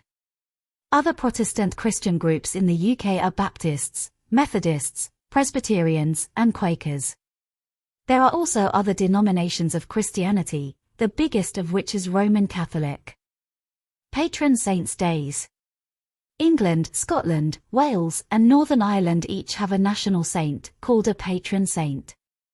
Each saint has a special day. The 1st of March, St. David's Day, Wales. The 17th of March, St. Patrick's Day, Northern Ireland. The 23rd of April, St. George's Day, England. The 30th of November, St. Andrew's Day, Scotland.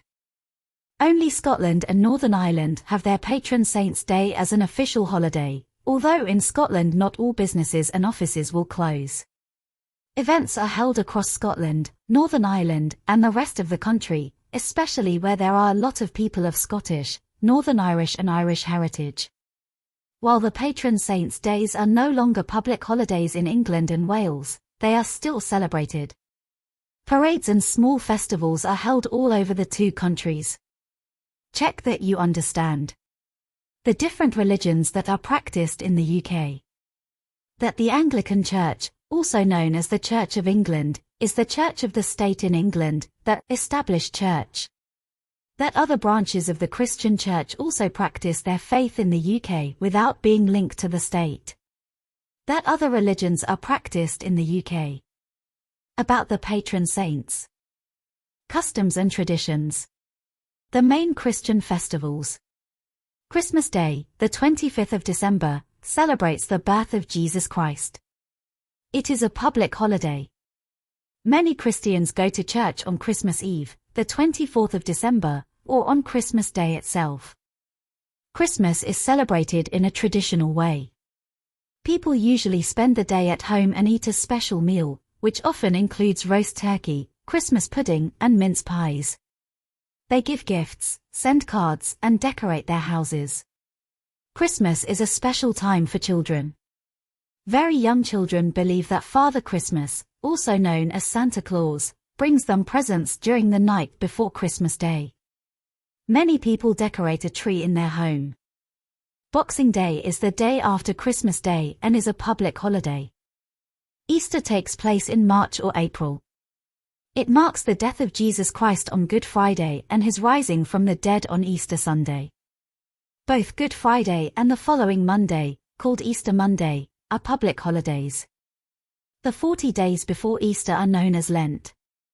It is a time when Christians take time to reflect and prepare for Easter. Traditionally, people would fast during this period, and today many people will give something up, like a favorite food. The day before Lent starts is called Shrove Tuesday, or Pancake Day. People eat pancakes, which were traditionally made to use up foods such as eggs, fat and milk before fasting. Lent begins on Ash Wednesday. There are church services where Christians are marked with an ash cross on their forehead as a symbol of death and sorrow for sin. Easter is also celebrated by people who are not religious. Easter eggs are chocolate eggs often given as presents at Easter as a symbol of new life. Other religious festivals. Diwali normally falls in October or November and lasts for 5 days. It is often called the Festival of Lights. It is celebrated by Hindus and Sikhs. It celebrates the victory of good over evil and the gaining of knowledge. There are different stories about how the festival came about. There is a famous celebration of Diwali in Leicester. Diwali is popularly known as the Festival of Lights. Hanukkah is in November or December and is celebrated for 8 days. It is to remember the Jews' struggle for religious freedom. On each day of the festival a candle is lit on a stand of 8 candles, called a menorah, to remember the story of the festival, where all that should have lasted only a day did so for 8. Eid al-Fitr celebrates the end of Ramadan, when Muslims have fasted for a month. They thank Allah for giving them the strength to complete the fast. The date when it takes place changes every year. Muslims attend special services and meals. Eid ul-Adha remembers that the Prophet Ibrahim was willing to sacrifice his son when God ordered him to. It reminds Muslims of their own commitment to God. Many Muslims sacrifice an animal to eat during this festival. In Britain this has to be done in a slaughterhouse. Vaisakhi, also spelled Baisakhi, is a Sikh festival which celebrates the founding of the Sikh community known as the Khalsa. It is celebrated on the 14th of April each year with parades, dancing and singing. New Year, the 1st of January, is a public holiday. People usually celebrate on the night of the 31st of December, called New Year's Eve. In Scotland, the 31st of December is called Hogmanay and the 2nd of January is also a public holiday. For some Scottish people, Hogmanay is a bigger holiday than Christmas. Valentine's Day, the 14th of February, is when lovers exchange cards and gifts. Sometimes people send anonymous cards to someone they secretly admire. April Fool's Day, the 1st of April, is a day when people play jokes on each other until midday. The television and newspapers often have stories that are April Fool jokes. Mothering Sunday, or Mother's Day, is the Sunday 3 weeks before Easter. Children send cards or buy gifts for their mothers. Father's Day is the third Sunday in June. Children send cards or buy gifts for their fathers. Halloween, the 31st of October, is an ancient festival and has roots in the pagan festival to mark the beginning of winter. Young people will often dress up in frightening costumes to play trick or treat. People give them treats for not them playing tricks on them. A lot of people carve lanterns out of pumpkins and put a candle inside. Bonfire Night, the 5th of November, is an occasion when people in Great Britain set off fireworks at home or in special displays. The origin of this celebration was an event in 1605, when a group of Catholics led by Guy Fawkes failed in their plan to kill the Protestant king with a bomb in the Houses of Parliament. Remembrance Day, the 11th of November, commemorates those who died fighting for the UK and its allies. Originally it commemorated the dead of the First World War, which ended on the 11th of November 1918. People wear poppies, the red flower found on the battlefields of the First World War. At 11 o'clock a.m. there is a 2-minute silence and wreaths are laid at the Cenotaph in Whitehall, London. Bank holidays. As well as those mentioned previously, there are other public holidays each year called bank holidays, when banks and many other businesses are closed for the day. These are of no religious significance. They are at the beginning of May, in late May or early June, and in August. In Northern Ireland, the anniversary of the Battle of the Boyne in July is also a public holiday.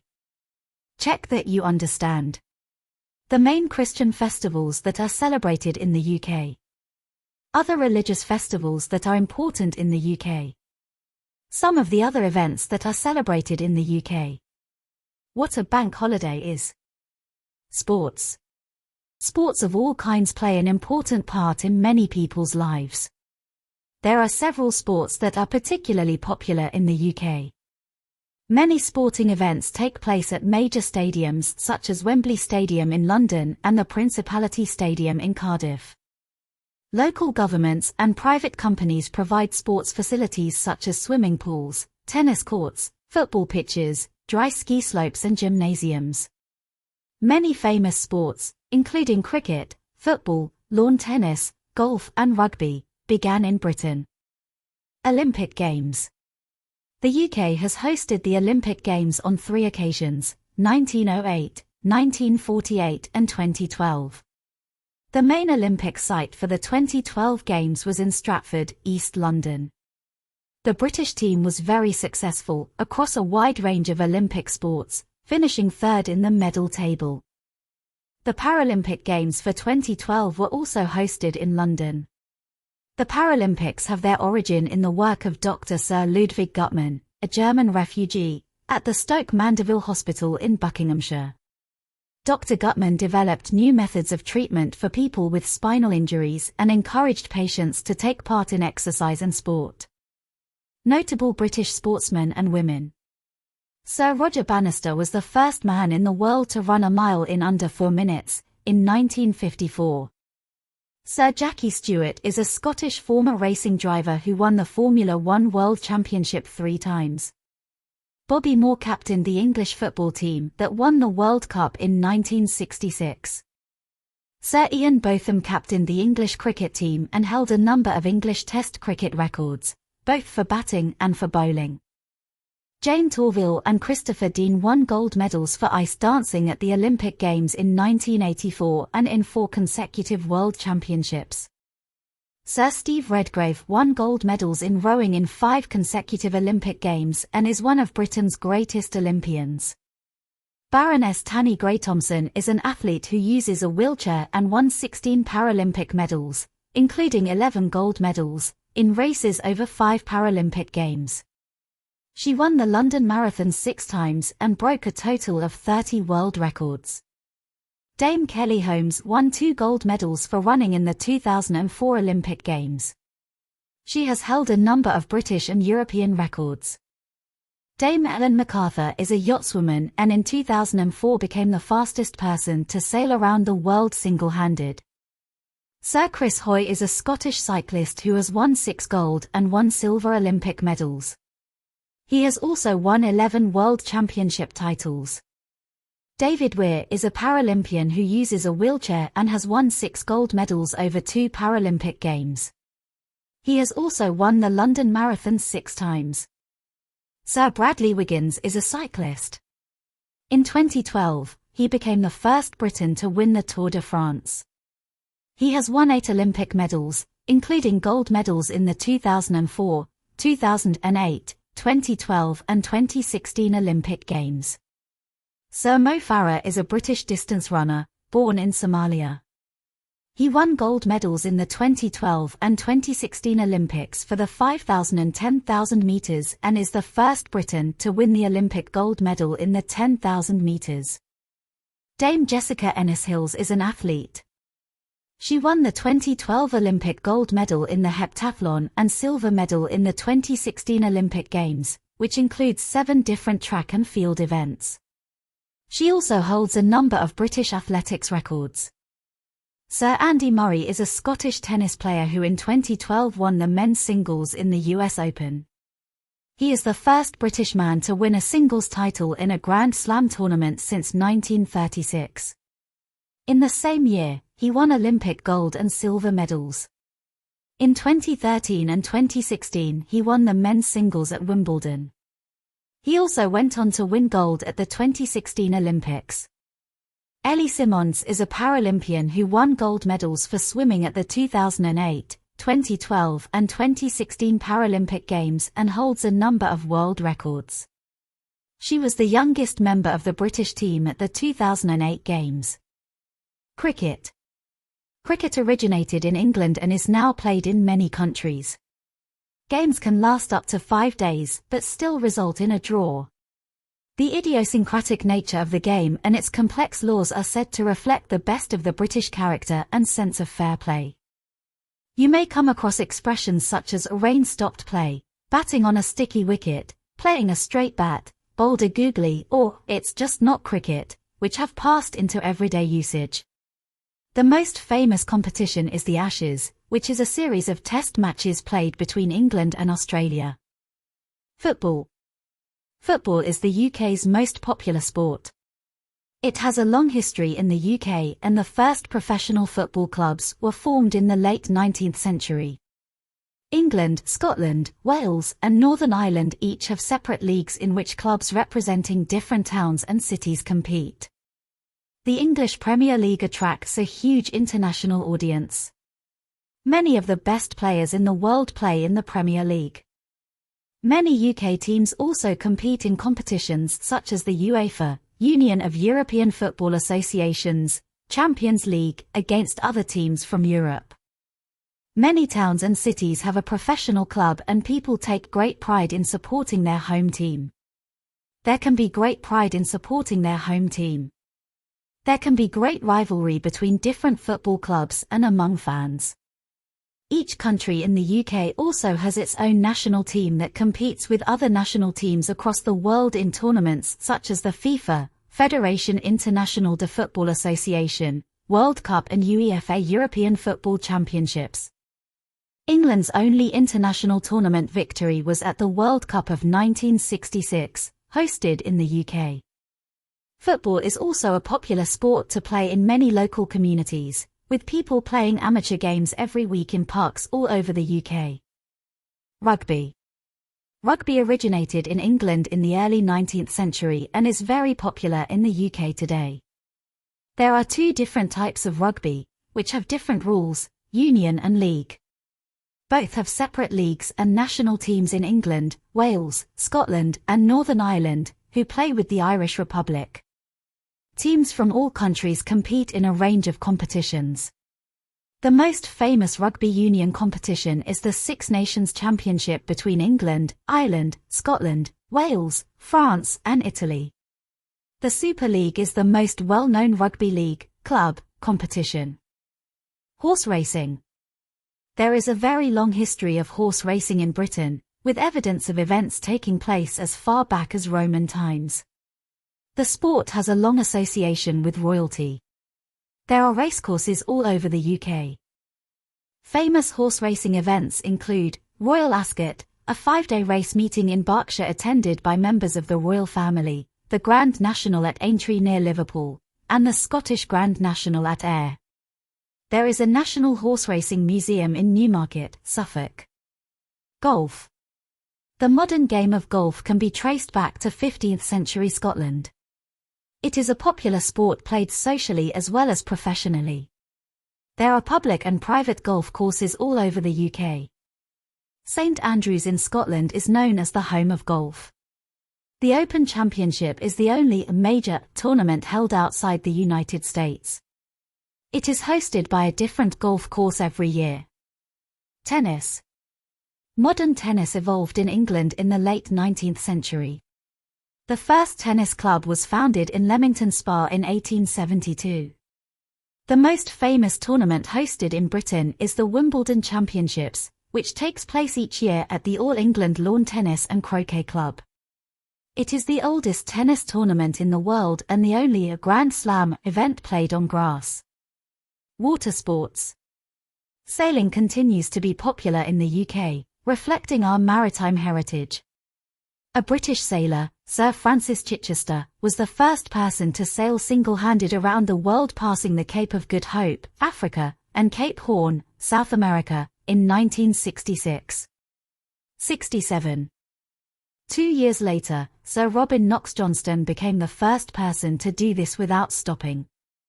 Many sailing events are held throughout the UK, the most famous of which is at Cowes on the Isle of Wight. Rowing is also popular, both as a leisure activity and as a competitive sport. There is a popular yearly race on the Thames between Oxford and Cambridge universities. Motorsports.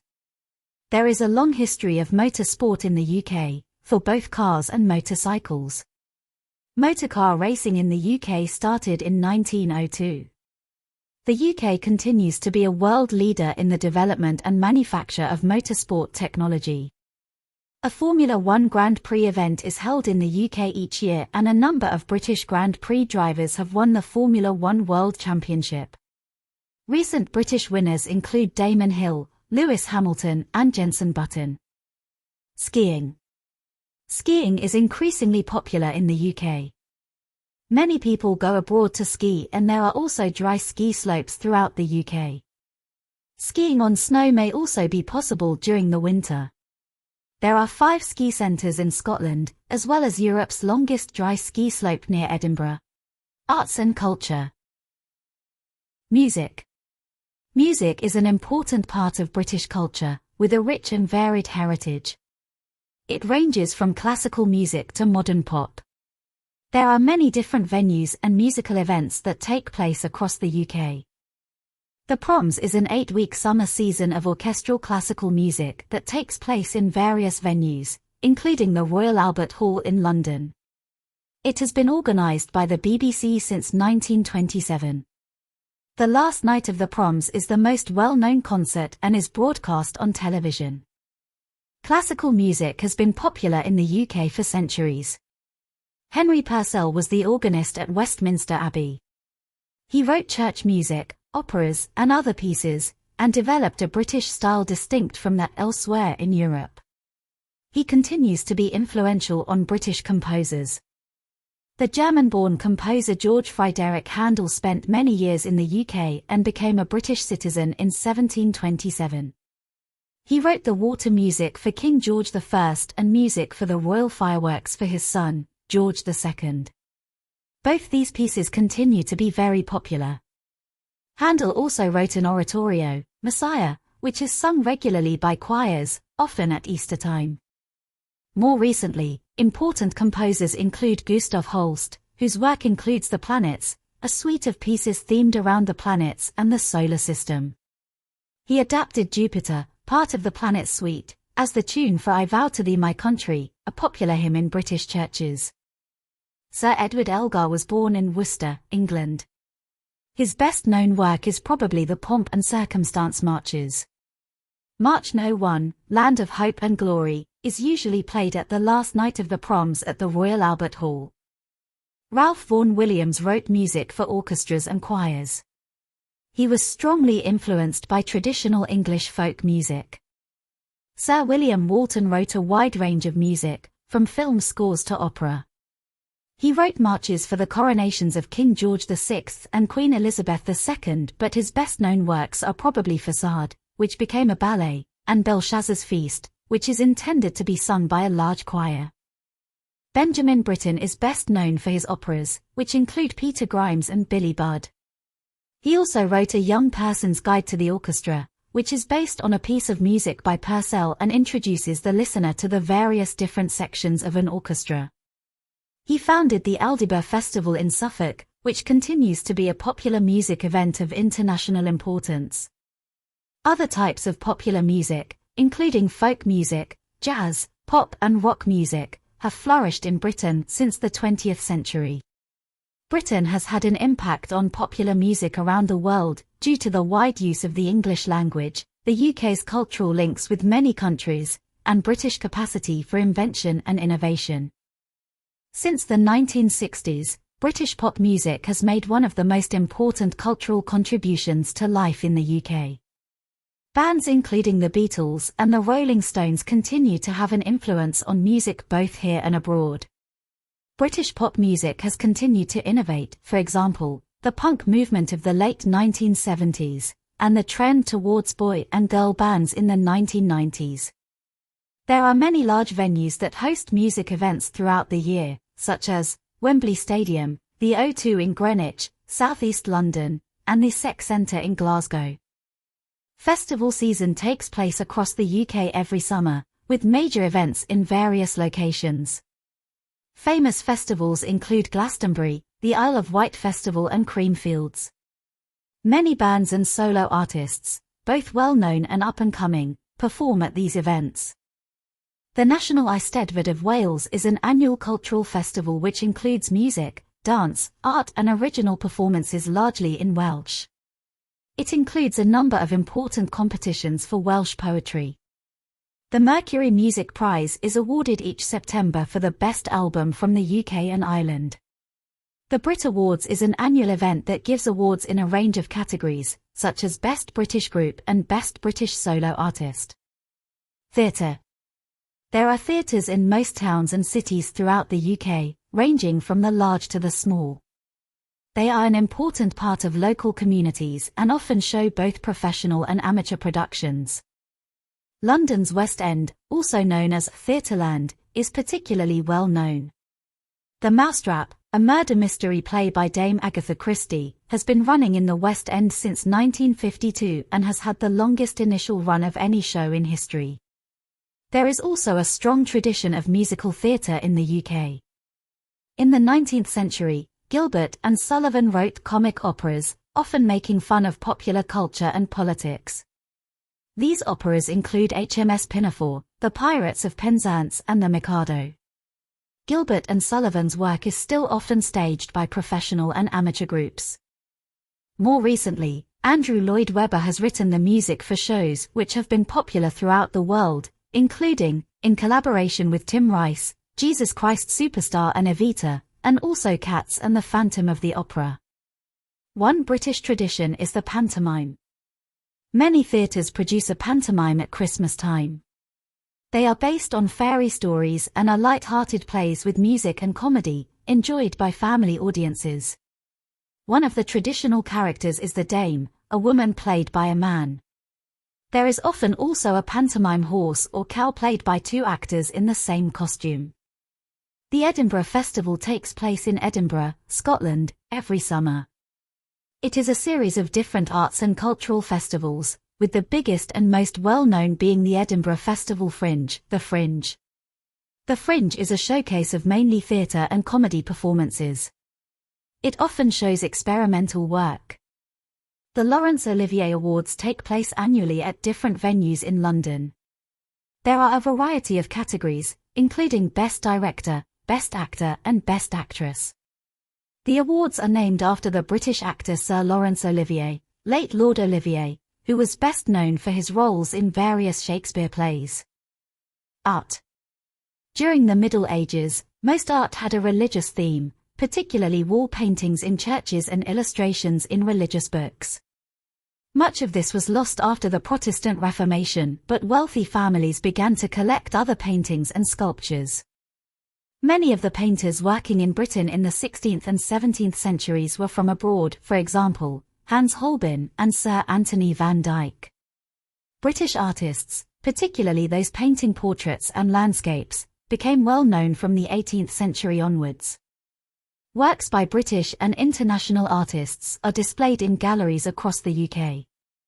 Some of the most well-known galleries are the National Gallery, Tate Britain and Tate Modern in London, the National Museum in Cardiff, and the Scottish National Gallery in Edinburgh. Notable British artists. Thomas Gainsborough was a portrait painter who often painted people in country or garden scenery. David Allen was a Scottish painter who was best known for painting portraits. One of his most famous works is called The Origin of Painting. Joseph Turner was an influential landscape painter in a modern style. He is considered the artist who raised the profile of landscape painting. John Constable was a landscape painter most famous for his works of Dedham Vale on the Suffolk-Essex border in the east of England. The Pre-Raphaelites were an important group of artists in the second half of the 19th century. They painted detailed pictures on religious or literary themes in bright colors. The group included Holman Hunt, Dante Gabriel Rossetti and Sir John Millais. Sir John Lavoie was a very successful Northern Irish portrait painter. His work included painting the royal family. Henry Moore was an English sculptor and artist. He is best known for his large bronze abstract sculptures. John Petts was a Welsh artist, best known for his engravings and stained glass. Lucian Freud was a German-born British artist. He is best known for his portraits. David Hockney, 1937, was an important contributor to the pop art movement of the 1960s and continues to be influential today. The Turner Prize was established in 1984 and celebrates contemporary art. It was named after Joseph Turner. The works are shortlisted every year and shown at Tate Britain before the winner is announced. The Turner Prize is recognized as one of the most prestigious visual art awards in Europe. Previous winners include Damien Hirst and Richard Wright. Architecture. The architectural heritage of the UK is rich and varied. In the Middle Ages, great cathedrals and churches were built, many of which still stand today. Examples are the cathedrals in Durham, Lincoln, Canterbury and Salisbury. The White Tower in the Tower of London is an example of a Norman castle keep, built on the orders of William the Conqueror. Gradually, as the countryside became more peaceful and landowners became richer, the houses of the wealthy became more elaborate and great country houses such as Hardwick Hall in Derbyshire were built. British styles of architecture began to evolve. In the 17th century, Inigo Jones took inspiration from classical architecture to design the Queen's House at Greenwich and the Banqueting House in Whitehall in London. Later in the century, Sir Christopher Wren helped develop a British version of the ornate styles popular in Europe in buildings such as the new St. Paul's Cathedral. In the 18th century, simpler designs became popular. The Scottish architect Robert Adam influenced the development of architecture in the UK, Europe and America. He designed the inside decoration as well as the building itself in great houses such as Dumfries House in Scotland. His ideas influenced architects in cities such as Bath, where the Royal Crescent was built. In the 19th century, the medieval Gothic style became popular again. As cities expanded, many great public buildings were built in this style. The Houses of Parliament and St. Pancras Station were built at this time, as were the town halls in cities such as Manchester and Sheffield. In the 20th century, Sir Edwin Lutyens had an influence throughout the British Empire. He designed New Delhi to be the seat of government in India. After the First World War, he was responsible for many war memorials throughout the world, including the Cenotaph in Whitehall. The Cenotaph is the site of the annual Remembrance Day service attended by the King, politicians, and foreign ambassadors. The firms of modern British architects continue to work on major projects throughout the world as well as in the UK. These include those of Sir Norman Foster, Lord Richard Rogers and Dame Zaha Hadid. Alongside the development of architecture, garden design and landscaping have played an important role in the UK. In the 18th century, Lancelot Capability Brown designed the grounds around country houses so that the landscape appeared to be natural, with grass, trees and lakes. He often said that a place had capabilities. Later, Gertrude Jekyll often worked with Edwin Lutyens to design colourful gardens around the houses he designed. Gardens continue to be an important part of homes in the UK. The annual Chelsea Flower Show showcases garden design from Britain and around the world. Britain has produced many great designers, from Thomas Chippendale, who designed furniture in the 18th century, to Clarice Cliff, who designed Art Deco ceramics, to Sir Terence Conran, a 20th-century interior designer. Leading fashion designers of recent years include Mary Quant, Alexander McQueen, and Vivienne Westwood. Literature. The UK has a prestigious literary history and tradition. Several British writers, including the novelist Sir William Golding, the poet Seamus Heaney, and the playwright Harold Pinter, have won the Nobel Prize in Literature. Other authors have become well known in popular fiction. Agatha Christie's detective stories are read all over the world, and Ian Fleming's books introduced James Bond. In 2003, The Lord of the Rings by J.R. Tolkien was voted the country's best-loved novel. The Man Booker Prize for Fiction is awarded annually for the best fiction novel written by an author from the Commonwealth, Ireland, or Zimbabwe. It has been awarded since 1968. Past winners include Ian McEwan, Hilary Mantel, and Julian Barnes. Notable authors and writers. Jane Austen was an English novelist. Her books include Pride and Prejudice and Sense and Sensibility. Her novels are concerned with marriage and family relationships. Many have been made into television programs or films. Charles Dickens wrote a number of very famous novels, including Oliver Twist and Great Expectations. You will hear references in everyday talk to some of the characters in his books, such as Scrooge, a mean person, or Mr. Micawber, always hopeful. Robert Louis Stevenson wrote books which are still read by adults and children today. His most famous books include Treasure Island, Kidnapped, and Dr. Jekyll and Mr. Hyde. Thomas Hardy was an author and poet. His best-known novels focus on rural society and include Far from the Madding Crowd and Jude the Obscure. Sir Arthur Conan Doyle was a Scottish doctor and writer. He was best known for his stories about Sherlock Holmes, who was one of the first fictional detectives. Sir Kingsley Amis was an English novelist and poet. He wrote more than 20 novels. The most well-known is Lucky Jim. Graham Greene wrote novels often influenced by his religious beliefs, including The Heart of the Matter, The Honorary Consul, Brighton Rock, and Our Man in Havana. J.K. Rowling wrote the Harry Potter series of children's books, which have enjoyed huge international success. She now writes fiction for adults as well. British poets. British poetry is among the richest in the world. The Anglo-Saxon poem Beowulf tells of its heroes' battles against monsters and is still translated into modern English. Poems which survive from the Middle Ages include Chaucer's Canterbury Tales and a poem called Sir Gawain and the Green Knight, about one of the knights at the court of King Arthur. As well as plays, Shakespeare wrote many sonnets, poems which must be 14 lines long, and some longer poems. As Protestant ideas spread, a number of poets wrote poems inspired by their religious views. One of these was John Milton, who wrote Paradise Lost. Other poets, including William Wordsworth, were inspired by nature. Sir Walter Scott wrote poems inspired by Scotland and the traditional stories and songs from the area on the borders of Scotland and England. He also wrote novels, many of which were set in Scotland.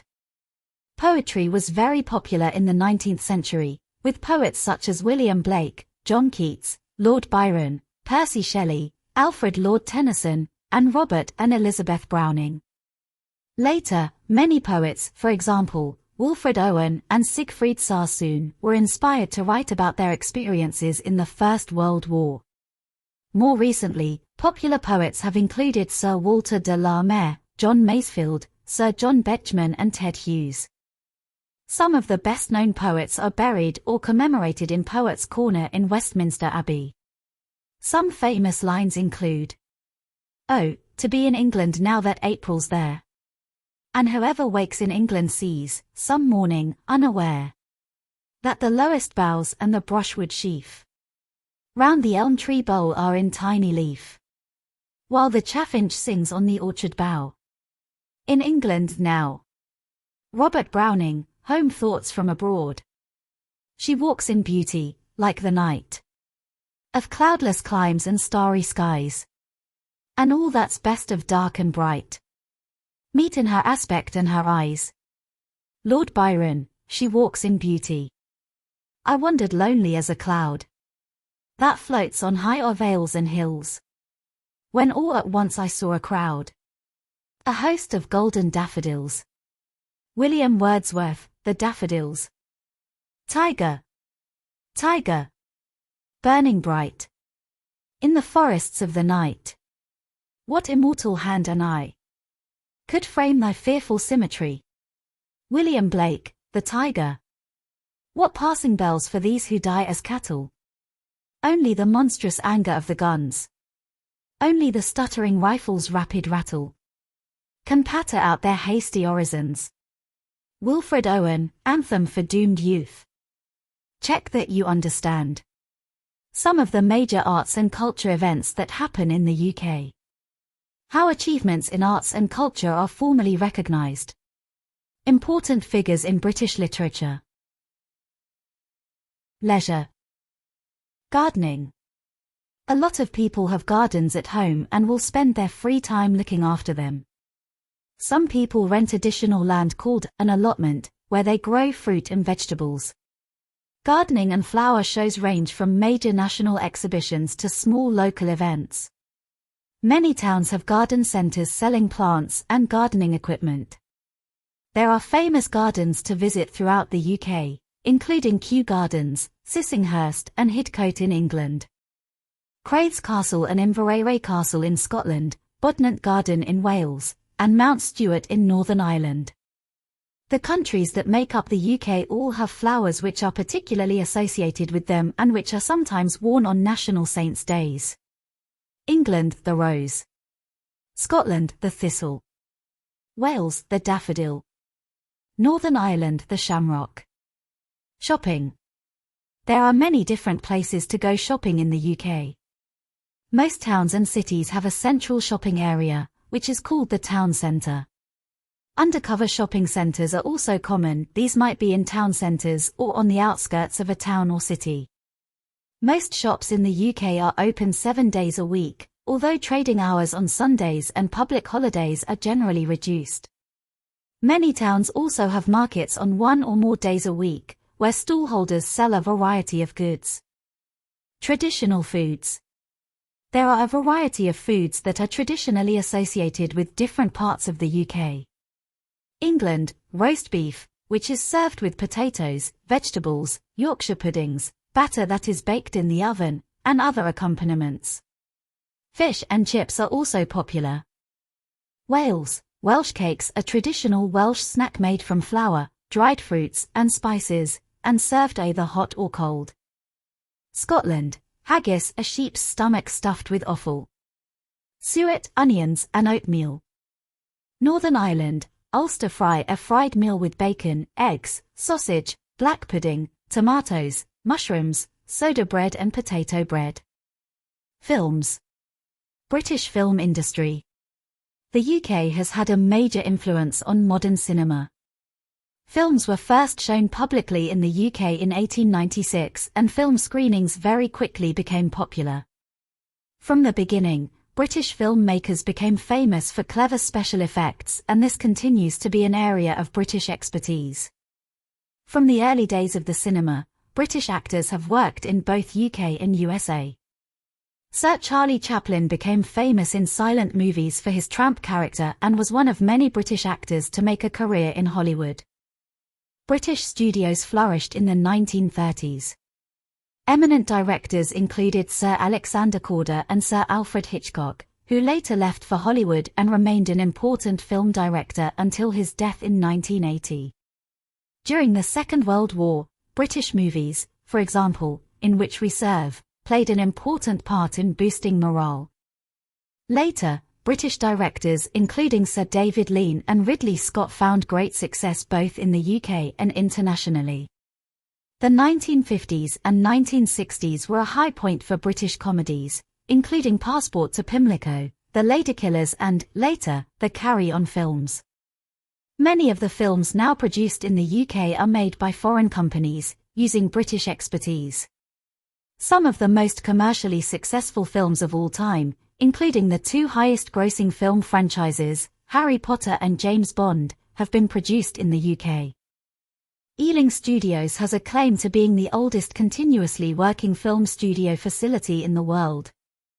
Britain continues to be particularly strong in special effects and animation. One example is the work of Nick Park, who has won 4 Oscars for his animated films, including 3 for films featuring Wallace and Gromit. Actors such as Sir Laurence Olivier, David Niven, Sir Rex Harrison and Richard Burton starred in a wide variety of popular films. British actors continue to be popular and continue to win awards throughout the world. Recent British actors to have won Oscars include Colin Firth, Sir Anthony Hopkins, Dame Judi Dench, Kate Winslet and Tilda Swinton. The annual British Academy Film Awards, hosted by the British Academy of Film and Television Arts, BAFTA, are the British equivalent of the Oscars. Some famous British films. The 39 Steps, 1935, directed by Alfred Hitchcock.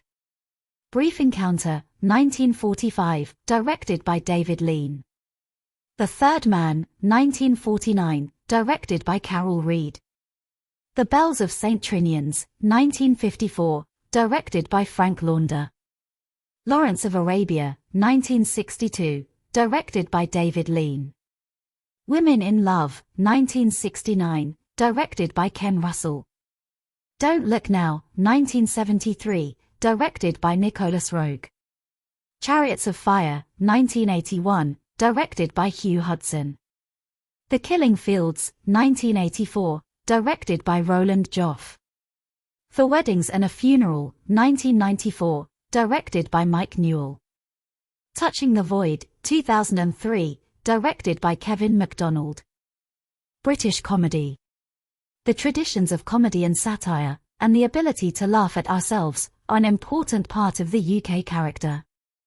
Medieval kings and rich nobles had jesters who told jokes and made fun of people in the court. Later, Shakespeare included comic characters in his plays. In the 18th century, political cartoons attacking prominent politicians and, sometimes, the monarch or other members of the royal family became increasingly popular. In the 19th century, satirical magazines began to be published. The most famous was Punch, which was published for the first time in the 1840s. Today, political cartoons continue to be published in newspapers, and magazines such as Private Eye continue the tradition of satire. Comedians were a popular feature of British music hall, a form of variety theatre which was very common until television became the leading form of entertainment in the UK.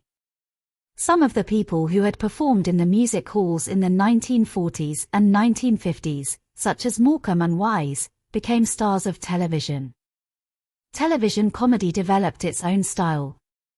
Situation comedies, or sitcoms, which often look at family life and relationships in the workplace, remain popular. Satire has also continued to be important, with shows like That Was the Week That Was in the 1960s and Spitting Image in the 1980s and 1990s. In 1969, Monty Python's Flying Circus introduced a new type of progressive comedy. Stand-up comedy, where a solo comedian talks to a live audience, has become popular again in recent years. Television and radio. Many different television, TV, channels are available in the UK. Some are free to watch and others require a paid subscription. British television shows a wide variety of programmes. Popular programs include regular soap operas such as Coronation Street and EastEnders. Scotland, some Scotland-specific programs are shown, and there is also a channel with programs in the Gaelic language. There is a Welsh language channel in Wales. There are also programs specific to Northern Ireland and some programs broadcast in Irish Gaelic. Everyone in the UK with a TV, computer, or other medium which can be used for watching TV must have a television license. One license covers all of the equipment in one home, except when people rent different rooms in a shared house and each has a separate tenancy agreement. Those people must each buy a separate license. People over 75 can apply for a free TV license and blind people can get a 50% discount. You will receive a fine up to £1,000 if you watch TV but do not have a TV license. The money from TV licenses is used to pay for the British Broadcasting Corporation, BBC. This is a public service broadcaster providing television and radio programs. The BBC is the largest broadcaster in the world. Although it receives some state funding, it is independent of the government. Other UK channels are primarily funded through advertisements and subscriptions. There are also many different radio stations in the UK. Some broadcast nationally and others in certain cities or regions. There are radio stations that play certain types of music and some broadcast in regional languages such as Welsh or Gaelic. Like television, BBC radio stations are funded by TV licenses and other radio stations are funded through advertisements. Social networking. Social networking websites such as Facebook and Twitter are a popular way for people to stay in touch with friends, organize social events, and share photos, videos, and opinions. Many people use social networking on their mobile phones when out and about. Pubs and nightclubs. Public houses, pubs, are an important part of the UK social culture. Many people enjoy meeting friends in the pub. Most communities will have a local pub that is a natural focal point for social activities. Pub quizzes are popular. Pool and darts are traditional pub games. To buy alcohol in a pub or nightclub you must be 18 or over, but people under that age may be allowed in some pubs with an adult. When they are 16, people can drink wine or beer with a meal in a hotel or restaurant, including eating areas in pubs, as long as they are with someone over 18. Pubs are usually open during the day from 11 o'clock a.m., 12 noon on Sundays. Nightclubs with dancing and music usually open and close later than pubs. The licensee decides the hours that the pub or nightclub is open. Betting and gambling. In the UK, people often enjoy a gamble on sports or other events. There are also casinos in many places. You have to be 18 to go into betting shops or gambling clubs. There is a national lottery for which draws are made every week. You can enter by buying a ticket or a scratch card. People under 18 are not allowed to participate in the national lottery. Pets. A lot of people in the UK have pets such as cats or dogs. They might have them for company or because they enjoy looking after them.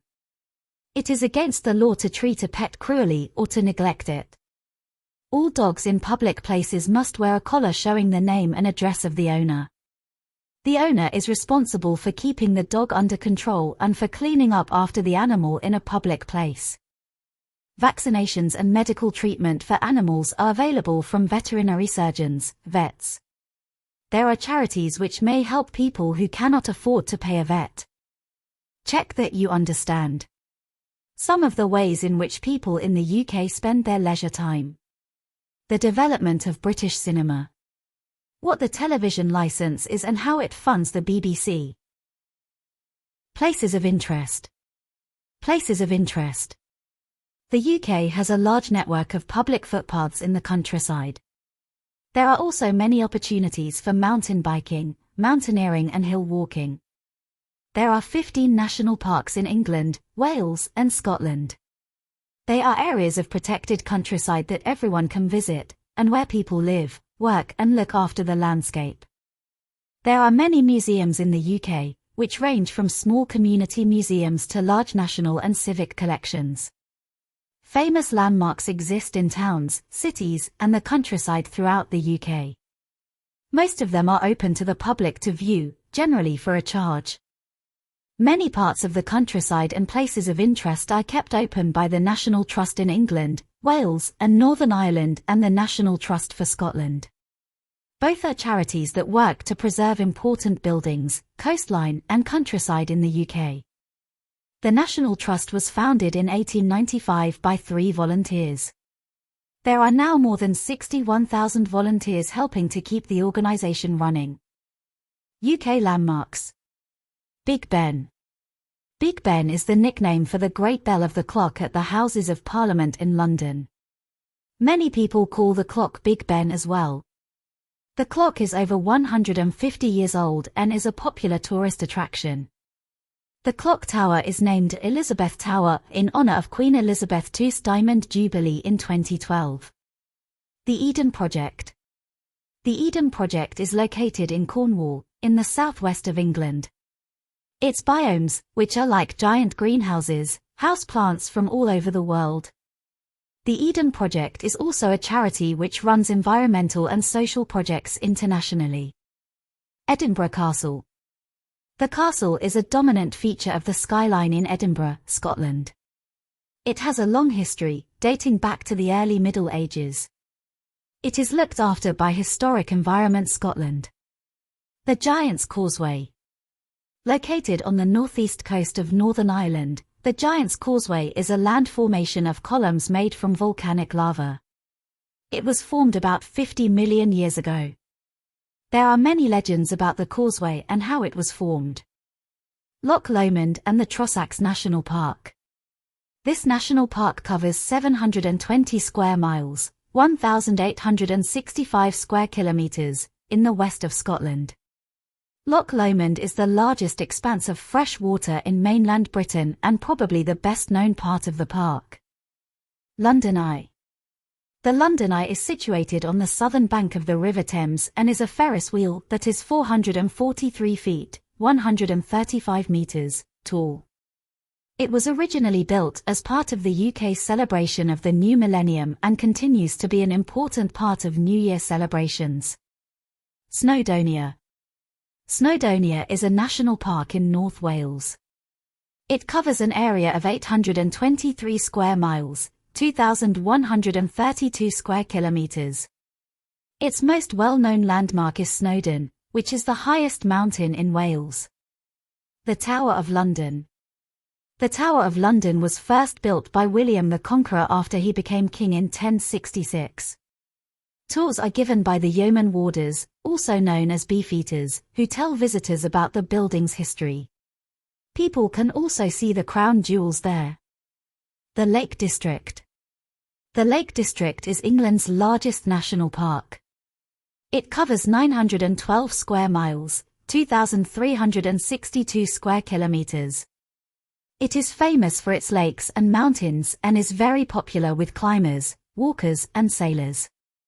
The biggest stretch of water is Windermere. In 2007, television viewers voted wastewater as Britain's favourite view. Chapter 5. The UK Government, the Law and Your Role. Chapter 5 outlines the structure and development of the UK's democratic system, detailing the roles of the King, Parliament, House of Commons and House of Lords, the Prime Minister, Cabinet, and the Speaker.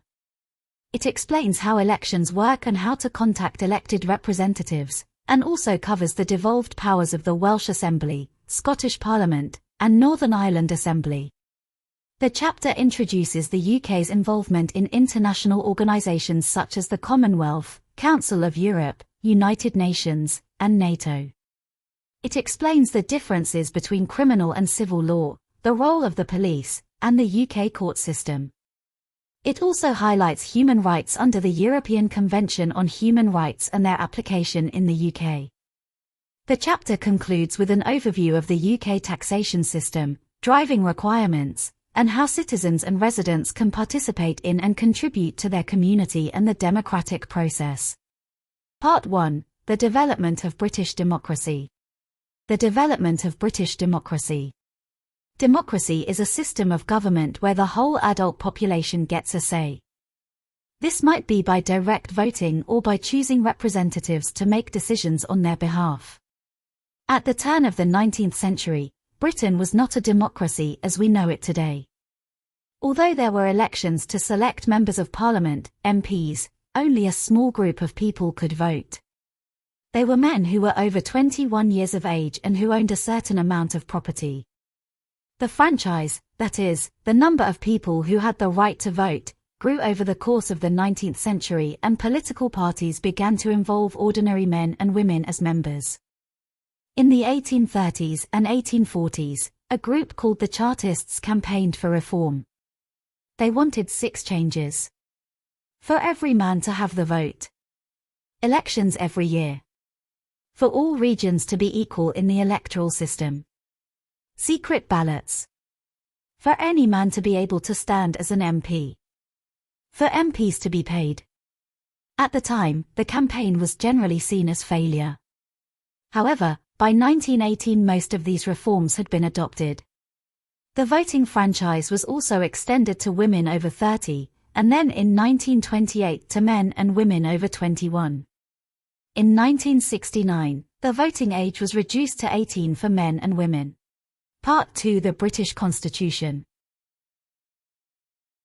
The British Constitution. A constitution is a set of principles by which a country is governed. It includes all of the institutions that are responsible for running the country and how their power is kept in check. The Constitution also includes laws and conventions. The British Constitution is not written down in any single document, and therefore it is described as unwritten. This is mainly because the UK, unlike America or France, has never had a revolution which led permanently to a totally new system of government. Our most important institutions have developed over hundreds of years. Some people believe that there should be a single document, but others believe an unwritten constitution allows for more flexibility and better government. In the UK, there are several different parts of government. The main ones are the monarchy, Parliament, the House of Commons and the House of Lords, the Prime Minister, the Cabinet, the judiciary, courts, the police, the civil service, local government. In addition, there are devolved governments in Scotland, Wales, and Northern Ireland that have the power to legislate on certain issues.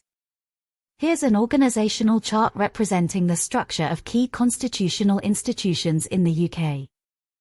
The monarchy. King Charles III is the head of state of the UK. He is also the monarch or head of state for many countries in the Commonwealth. The UK has a constitutional monarchy.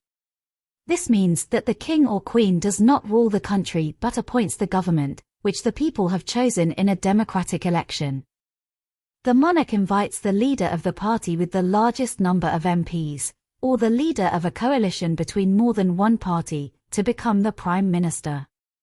The monarch has regular meetings with the Prime Minister and can advise, warn, and encourage, but the decisions on government policies are made by the Prime Minister and Cabinet. The King has reigned since his mother's death in September 2022. He is married to Queen Camilla. His eldest son, Prince William, the Prince of Wales, is the heir to the throne. The King has important ceremonial roles, such as the opening of the new parliamentary session each year. On this occasion the King makes a speech which summarizes the government's policies for the year ahead. All acts of Parliament are made in his name. The King represents the UK to the rest of the world. He receives foreign ambassadors and high commissioners, entertains visiting heads of state, and makes state visits overseas in support of diplomatic and economic relationships with other countries. The King has an important role in providing stability and continuity. While governments and prime ministers change regularly, the King continues as head of state. He provides a focus for national identity and pride. The National Anthem.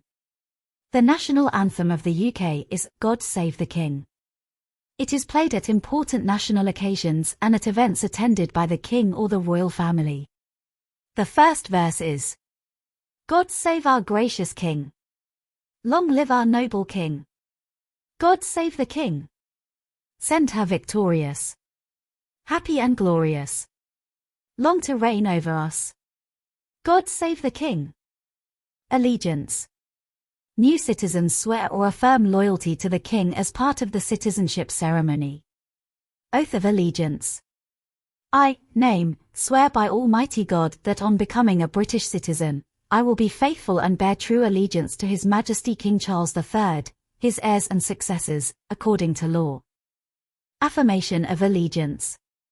I, name, do solemnly, sincerely and truly declare and affirm that on becoming a British citizen, I will be faithful and bear true allegiance to His Majesty King Charles III, his heirs and successors, according to law. System of government. The system of government in the UK is a parliamentary democracy. The UK is divided into parliamentary constituencies. Voters in each constituency elect their Member of Parliament, MP, in a general election. All of the elected MPs form the House of Commons. Most MPs belong to a political party, and the party with the majority of MPs forms the government. If one party does not get a majority, two parties can join together to form a coalition. The House of Commons. The House of Commons is regarded as the more important of the two chambers in Parliament because its members are democratically elected. The Prime Minister and almost all the members of the Cabinet are members of the House of Commons, MPs. Each MP represents a parliamentary constituency, which is a small area of the country. The House of Lords. Members of the House of Lords, known as peers, are not elected by the people and do not represent a constituency. The role and membership of the House of Lords has changed over the last 50 years. Until 1958, all peers were hereditary, which means they inherited their title, or senior judges, or bishops of the Church of England. Since 1958, the Prime Minister has had the power to nominate peers just for their own lifetime. These are called life peers. They have usually had an important career in politics, business, law or another profession. Life peers are appointed by the monarch on the advice of the Prime Minister. They also include people nominated by the leaders of the other main political parties or by an independent appointments commission for non-party peers. Since 1999, hereditary peers have lost the automatic right to attend the House of Lords. They now elect a few of their number to represent them in the House of Lords. The House of Lords is normally more independent of the government than the House of Commons. It can suggest amendments or propose new laws, which are then discussed by MPs. The House of Lords checks laws that have been passed by the House of Commons to ensure they are fit for purpose.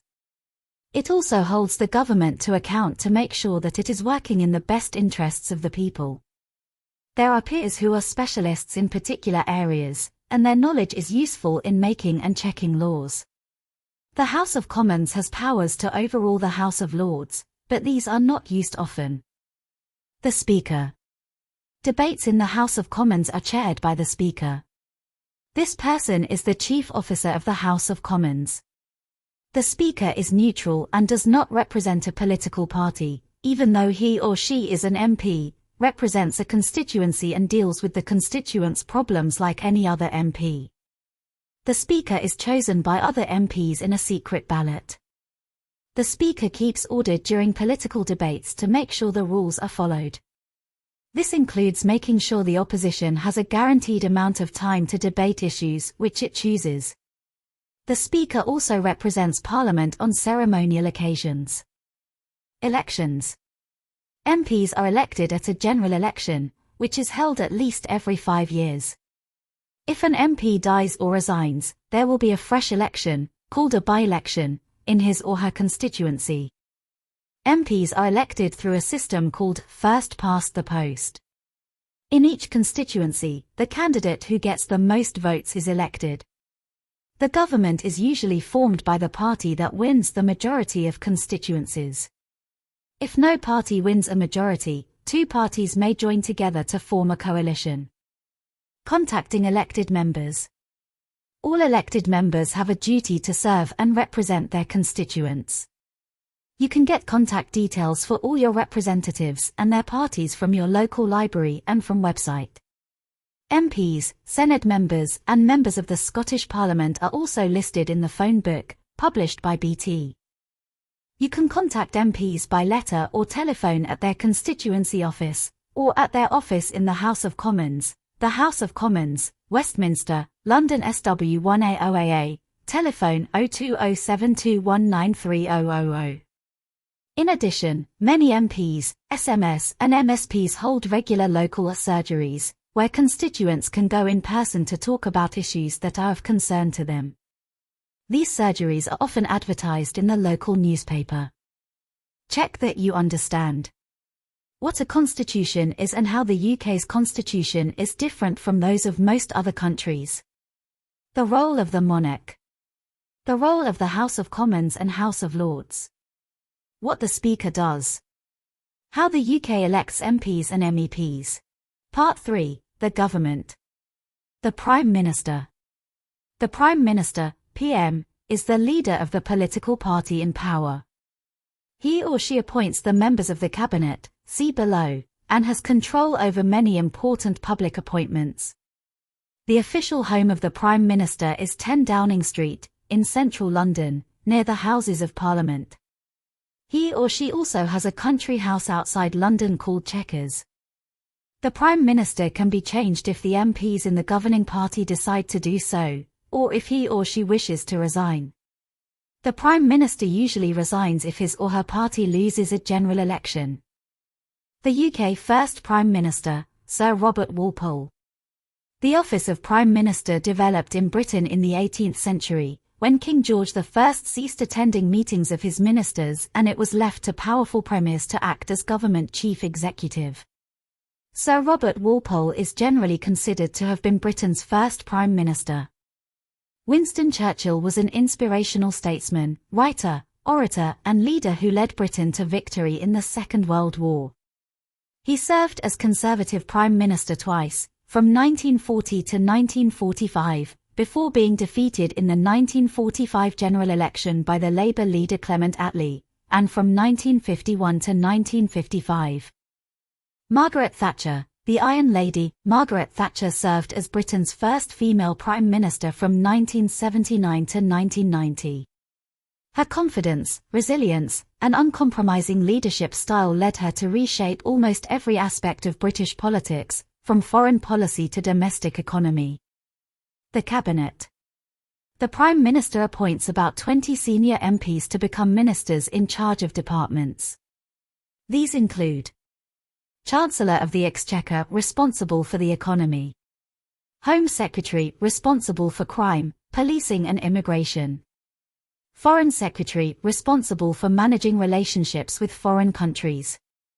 Other ministers, called Secretaries of State, responsible for subjects such as education, health and defence. These ministers form the Cabinet, a committee which usually meets weekly and makes important decisions about government policy. Many of the decisions have to be debated or approved by Parliament. Each department also has a number of other ministers, called Ministers of State and Parliamentary Under-Secretaries of State, who take charge of particular areas of the department's work. The Opposition. The second largest party in the House of Commons is called the Opposition. The leader of the opposition usually becomes Prime Minister if his or her party wins the next general election. The leader of the opposition leads his or her party in pointing out what they see as the government's failures and weaknesses. One important opportunity to do this is at Prime Minister's Questions, which takes place every week while Parliament is sitting. The leader of the opposition also appoints senior opposition MPs to be shadow ministers. They form the shadow cabinet and their role is to challenge the government and put forward alternative policies. The party system. Anyone aged 18 or over can stand for election as an MP, but they are unlikely to win unless they have been nominated to represent one of the major political parties. These are the Conservative Party, the Labour Party, the Liberal Democrats, or one of the parties representing Scottish, Welsh or Northern Irish interests. There are a few MPs who do not represent any of the main political parties. They are called independents and usually represent an issue important to their constituency. The main political parties actively look for members of the public to join their debates, contribute to their costs, and help at elections for parliament or for local government. They have branches in most constituencies and hold policy-making conferences every year. Pressure and lobby groups are organizations which try to influence government policy. They play an important role in politics. Some are representative organizations such as the CBI, Confederation of British Industry, which represents the views of British business. Others campaign on particular topics, such as the environment, for example, Greenpeace, or human rights, for example, Liberty. The civil service. Civil servants support the government in developing and implementing its policies. They also deliver public services. Civil servants are accountable to ministers. They are chosen on merit and are politically neutral. They are not political appointees. People can apply to join the civil service through an application process, like other jobs in the UK.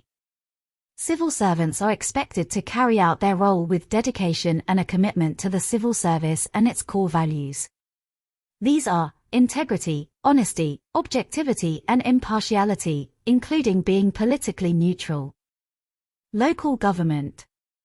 Towns, cities and rural areas in the UK are governed by democratically elected councils, often called local authorities. Some areas have both district and county councils, which have different functions. Most large towns and cities have a single local authority.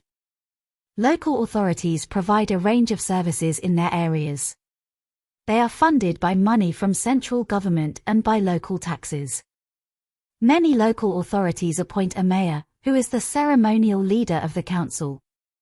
In some towns, a mayor is elected to be the effective leader of the administration. London has 33 local authorities, with the Greater London Authority and the Mayor of London coordinating policies across the capital. For most local authorities, local elections for councillors are held in May every year. Many candidates stand for council election as members of a political party. Devolved administrations. Since 1997, some powers have been devolved from the central government to give people in Wales, Scotland and Northern Ireland more control over matters that directly affect them. There has been a Welsh Assembly, now called the Senedd, and a Scottish Parliament since 1999. There is also a Northern Ireland Assembly, although this has been suspended on a few occasions.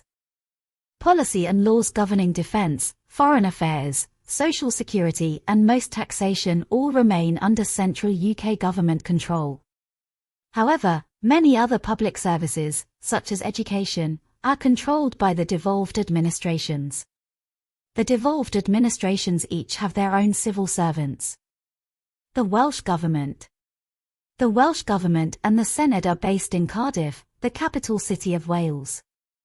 There are 60 members of the Senedd, SMS, and elections are held every 4 years using a form of proportional representation. Members can speak in either Welsh or English, and all of the scene's publications are in both languages. The Senedd has the power to make laws for Wales in 21 areas, including education and training, health and social services, economic development, housing. Since 2011, the Senedd has been able to pass laws on these topics without the agreement of the UK Parliament. The Senedd building opened in March 2006. The Scottish Parliament. The Scottish Parliament was formed in 1999. It sits in Edinburgh, the capital city of Scotland. There are 129 members of the Scottish Parliament, MSPs, elected by a form of proportional representation. The Scottish Parliament can pass laws for Scotland on all matters which are not specifically reserved to the UK Parliament. The matters on which the Scottish Parliament can legislate include civil and criminal law, health, education, planning, additional tax-raising powers. The Scottish Parliament building opened in October 2004. The Northern Ireland Assembly. A Northern Ireland Parliament was established in 1922, when Ireland was divided, but it was abolished in 1972, shortly after the Troubles broke out in 1969. The Northern Ireland Assembly was established soon after the Belfast Agreement, or Good Friday Agreement, in 1998.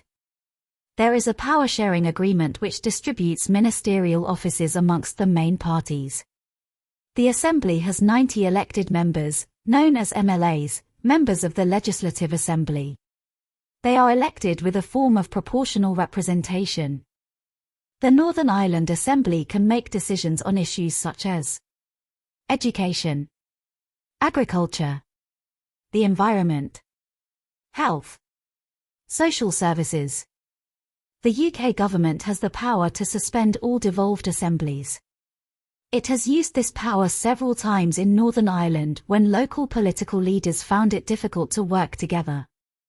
The Northern Ireland Assembly building is known as Stormont. The media and government. Proceedings in Parliament are broadcast on television and published in official reports called Hansard. Written reports can be found in large libraries and on government website. Most people get information about political issues and events from newspapers, often called the presses, television, radio and the internet. The UK has a free press. This means that what is written in newspapers is free from government control. Some newspaper owners and editors hold strong political opinions and run campaigns to try to influence government policy and public opinion. By law, radio and television coverage of the political parties must be balanced, and so equal time has to be given to rival viewpoints. Check that you understand. The role of the Prime Minister, Cabinet, Opposition and Shadow Cabinet. The role of political parties in the UK system of government. Who the main political parties are. What pressure and lobby groups do. The role of the civil service. The role of local government. The powers of the devolved governments in Wales, Scotland and Northern Ireland. How proceedings in Parliament are recorded. The role of the media in keeping people informed about political issues. Who can vote? The UK has had a fully democratic voting system since 1928. The present voting age of 18 was set in 1969 and, with a few exceptions, all UK-born and naturalised adult citizens have the right to vote. Adult citizens of the UK, and citizens of the Commonwealth and the Irish Republic who are resident in the UK, can vote in all public elections. The electoral register. To be able to vote in a parliamentary or local election, you must have your name on the electoral register. If you are eligible to vote, you can register by contacting your local council electoral registration office. This is usually based at your local council. In Scotland it may be based elsewhere. If you don't know which local authority you come under, you can find out by visiting the website and entering your postcode. You can also download voter registration forms in English, Welsh and some other languages. The electoral register is updated every year in September or October. An electoral registration form is sent to every household, and this has to be completed and returned with the names of everyone who is resident in the household and eligible to vote. In Northern Ireland a different system operates. This is called individual registration, and all those entitled to vote must complete their own registration form. Once registered, people stay on the register provided their personal details do not change. For more information see the Electoral Office for Northern Ireland website. By law, each local authority has to make its electoral register available for anyone to look at, although this has to be supervised. The register is kept at each local electoral registration office, or council office in England and Wales.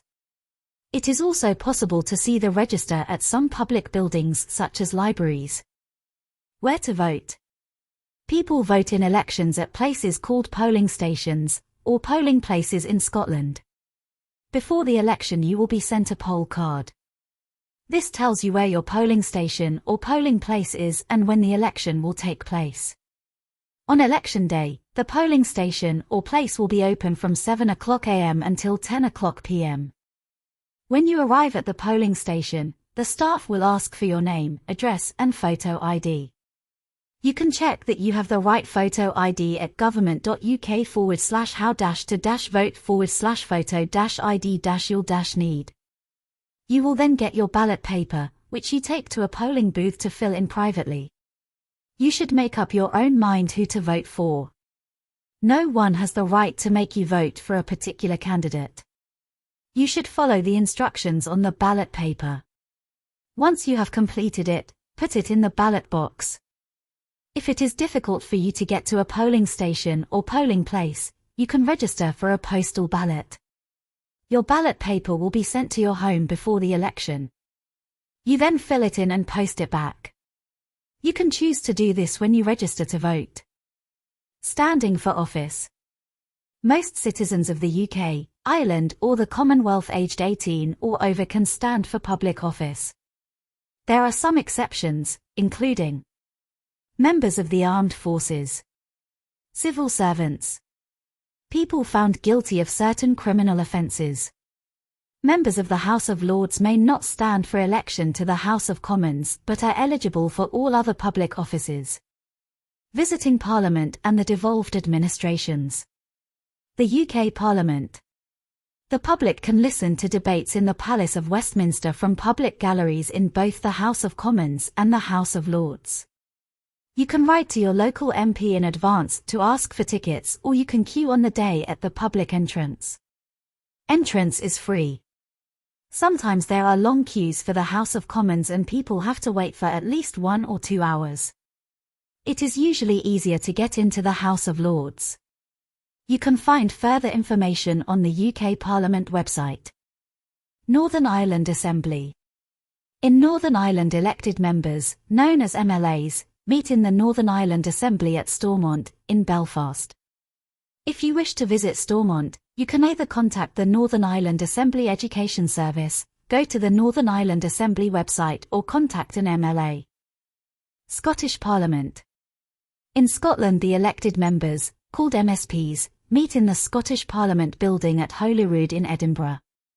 You can get information, book tickets or arrange tours through visitor services. You can write to them at the Scottish Parliament, Edinburgh, telephone or email. The Senedd. In Wales, the elected members, known as SMS, meet in the Senedd building in Cardiff Bay. You can book guided tours or seats in the public galleries for the Senedd. To make a booking, contact the Senedd booking service or visit the website for an online booking form. Check that you understand. Who is eligible to vote? How you register to vote. How to vote. Who can stand for public office. How you can visit Parliament, the Northern Ireland Assembly, the Scottish Parliament and the Senedd. Part 4, the UK and international institutions. The Commonwealth. The Commonwealth is an association of countries that support each other and work together towards shared goals in democracy and development. Most member states were once part of the British Empire, although a few countries which were not have also joined. The King is the ceremonial head of the Commonwealth, which currently has 54 member states. Membership is voluntary. The Commonwealth has no power over its members, although it can suspend membership. The Commonwealth is based on the core values of democracy, good government and the rule of law. Here is the list of the Commonwealth members. Antigua y Barbuda, Bangladesh, Botswana, Canada, Fiji, Grenada, Jamaica, Lesotho, Maldives, Mozambique, New Zealand, Papua New Guinea, Seychelles, Solomon Islands, St. Kitts and Nevis, Swaziland, Trinidad y Tobago, UK, Australia, Barbados, Brunei Darussalam, Cyprus, the Gambia, Guyana, Kenya, Malawi, Malta, Namibia, Nigeria, Rwanda, Sierra Leone, South Africa, St. Lucia, Tanzania, Tuvalu, Vanuatu, the Bahamas, Belize, Cameroon, Dominica, Ghana, India, Kiribati, Malaysia, Mauritius, Nauru, Pakistan, Samoa, Singapore, Sri Lanka, St. Vincent and the Grenadines, Tonga, Uganda, Zambia. The Council of Europe. The Council of Europe has 47 member countries, including the UK, and is responsible for the protection and promotion of human rights in those countries. It has no power to make laws but draws up conventions and charters, the most well-known of which is the European Convention on Human Rights and Fundamental Freedoms, usually called the European Convention on Human Rights. The United Nations. The UK is part of the United Nations, UN, an international organization with more than 190 countries as members. The UN was set up after the Second World War and aims to prevent war and promote international peace and security. There are 15 members on the Union Security Council, which recommends action when there are international crises and threats to peace. The UK is one of 5 permanent members of the Security Council. The North Atlantic Treaty Organization, NATO. The UK is also a member of NATO. NATO is a group of European and North American countries that have agreed to help each other if they come under attack. It also aims to maintain peace between all of its members. Check that you understand what the Commonwealth is and its role. Other international organizations of which the UK is a member. Part 5. Respecting the law. Respecting the law. One of the most important responsibilities of all residents in the UK is to know and obey the law. This section will tell you about the legal system in the UK and some of the laws that may affect you. Britain is proud of being a welcoming country, but all residents, regardless of their background, are expected to comply with the law and to understand that some things which may be allowed in other legal systems are not acceptable in the UK. Those who do not respect the law should not expect to be allowed to become permanent residents of the UK. The law is relevant to all areas of life in the UK. You should make sure that you are aware of the laws which affect your everyday life, including both your personal and business affairs. The law in the UK. Every person in the UK receives equal treatment under the law. This means that the law applies in the same way to everyone, no matter who they are or where they are from. Laws can be divided into criminal law and civil law. Criminal law relates to crimes, which are usually investigated by the police or another authority such as a council, and which are punished by the courts. Civil law is used to settle disputes between individuals or groups. Examples of criminal laws are carrying a weapon. It is a criminal offence to carry a weapon of any kind, even if it is for self-defense. This includes a gun, a knife or anything that is made or adapted to cause injury. Drugs. Selling or buying drugs such as heroin, cocaine, ecstasy and cannabis is illegal in the UK. Racial crime. It is a criminal offence to cause harassment, alarm or distress to someone because of their religion or ethnic origin. Selling tobacco. It is illegal to sell tobacco products, for example, cigarettes, cigars, roll-up tobacco, to anyone under the age of 18. Smoking in public places. It is against the law to smoke tobacco products in nearly every enclosed public place in the UK. There are signs displayed to tell you where you cannot smoke.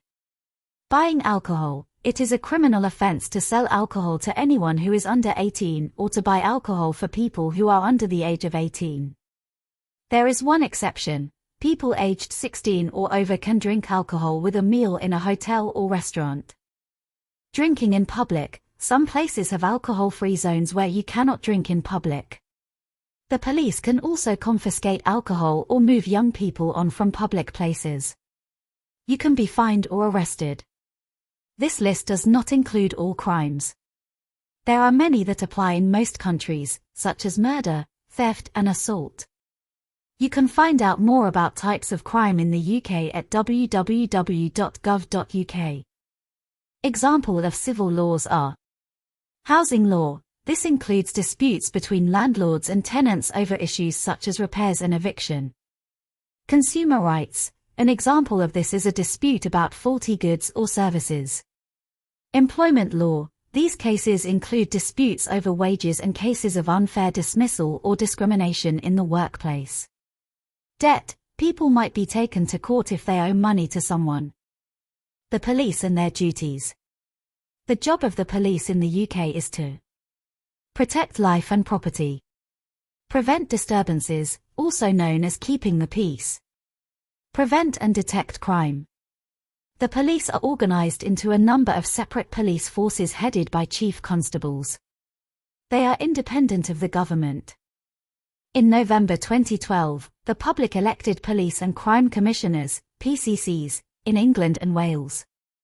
These are directly elected individuals who are responsible for the delivery of an efficient and effective police force that reflects the needs of their local communities.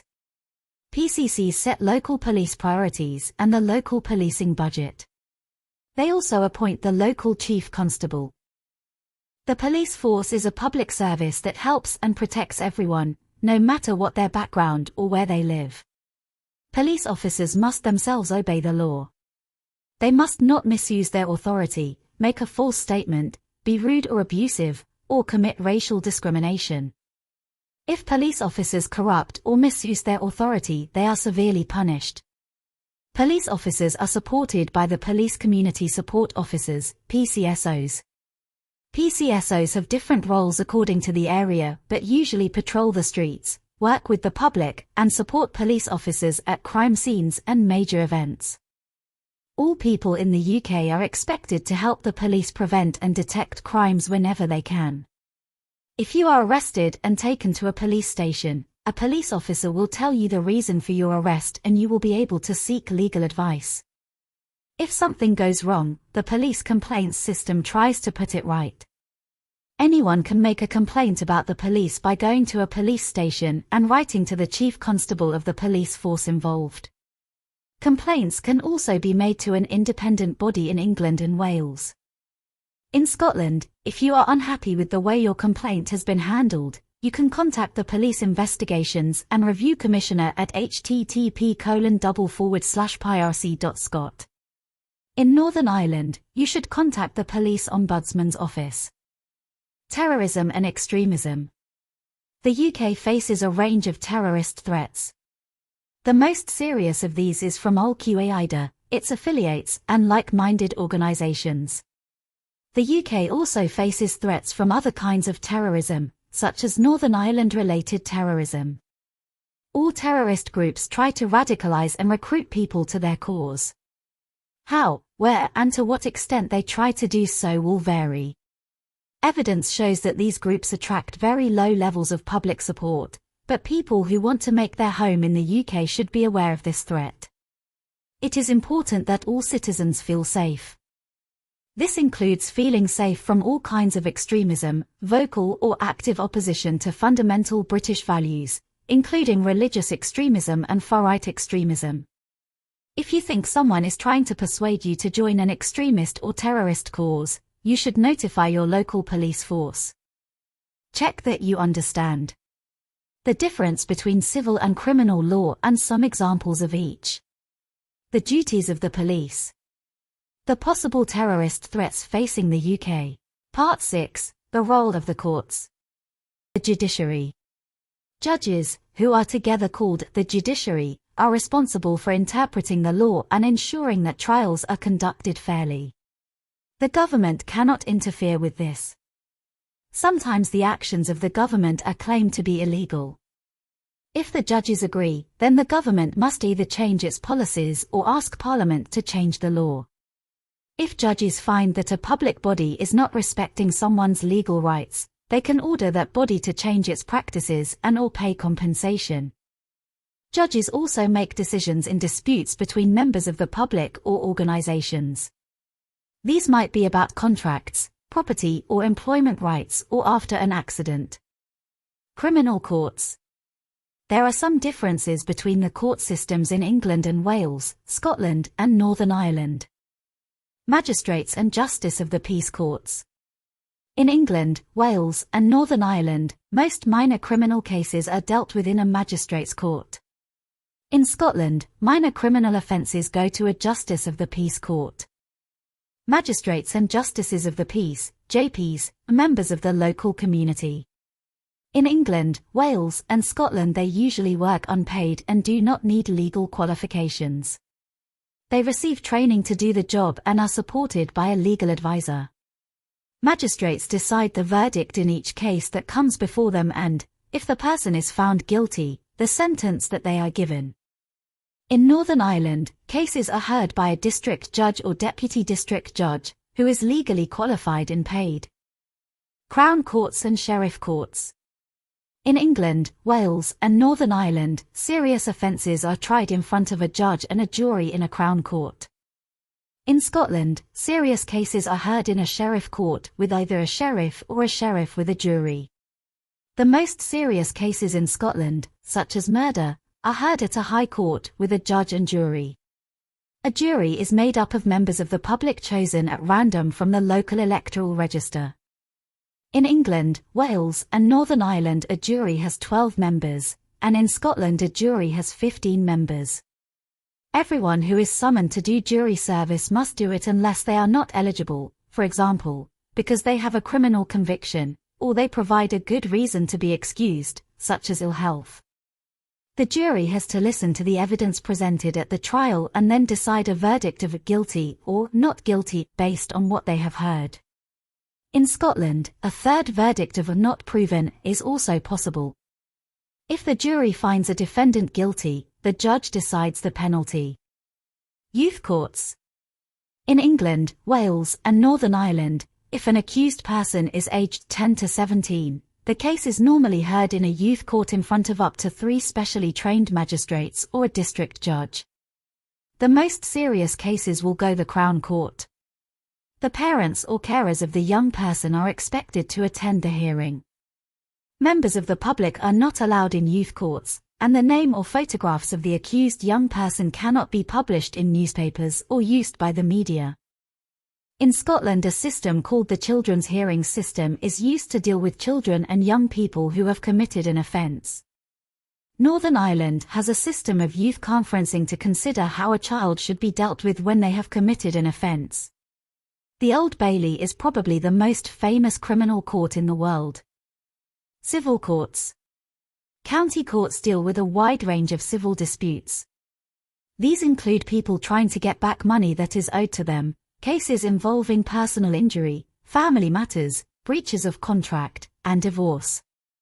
In Scotland, most of these matters are dealt with in the Sheriff Court. More serious civil cases, for example, when a large amount of compensation is being claimed, are dealt with in the High Court of England, Wales, and Northern Ireland. In Scotland, they are dealt with in the Court of Session in Edinburgh. The Small Claims Procedure. The small claims procedure is an informal way of helping people to settle minor disputes without spending a lot of time and money using a lawyer. This procedure is used for claims of less than £10,000 in England and Wales and £3,000 in Scotland and Northern Ireland. The hearing is held in front of a judge in an ordinary room, and people from both sides of the dispute sit around a table. Small claims can also be issued online through Money Claims Online. You can get details about the small claims procedure from your local county court or sheriff court. Details of your local court can be found as following website. Legal advice. Solicitors are trained lawyers who give advice on legal matters, take action for their clients and represent their clients in court. There are solicitors' offices throughout the UK. It is important to find out which aspects of law a solicitor specializes in and to check that they have the right experience to help you with your case. Many advertise in local newspapers. Citizens' Advice can give you names of local solicitors and which areas of law they specialize in. You can also get this information from the Law Society in England and Wales, the Law Society of Scotland or the Law Society of Northern Ireland. Solicitors' charges are usually based on how much time they spend of a case. It is very important to find out at the start how much a case is likely to cost. Check that you understand. The role of the judiciary. About the different criminal courts in the UK. About the different civil courts in the UK. How you can settle a small claim. Part 7, Fundamental Principles. Fundamental Principles. Britain has a long history of respecting an individual's rights and ensuring essential freedoms. These rights have their roots in Magna Carta, the Habeas Corpus Act and the Bill of Rights of 1689, and they have developed over a period of time. British diplomats and lawyers had an important role in drafting the European Convention on Human Rights and Fundamental Freedoms. The UK was one of the first countries to sign the convention in 1950. Some of the principles included in the European Convention of Human Rights are: right to life, prohibition of torture, prohibition of slavery and forced labor, right to liberty and security, right to a fair trial, freedom of thought, conscience and religion, freedom of expression, speech. The Human Rights Act 1998 incorporated the European Convention of Human Rights into UK law. The government, public bodies, and the courts must follow the principles of the Convention. Equal opportunities. UK laws ensure that people are not treated unfairly in any area of life or work because of their age, disability, sex, pregnancy and maternity, race, religion or belief, sexuality or marital status. If you face problems with discrimination, you can get more information from Citizens Advice or from one of the following organisations: England and Wales, Equality and Human Rights Commission. Scotland, Equality and Human Rights Commission in Scotland and Scottish Human Rights Commission. Northern Ireland, Equality Commission for Northern Ireland. Northern Ireland Human Rights Commission. Domestic violence. In the UK, brutality and violence in the home is a serious crime. Anyone who is violent towards their partner, whether they are a man or a woman, married or living together, can be prosecuted. Any man who forces a woman to have sex, including a woman's husband, can be charged with rape. It is important for anyone facing domestic violence to get help as soon as possible. A solicitor or the Citizens Advice Bureau can explain the available options. In some areas there are safe places to go and stay in, called refuges or shelters. The 24-hour National Domestic Violence Free Phone Helpline is available on 0808 2247 at any time, and its voicemail service allows callers to leave a message to be called back.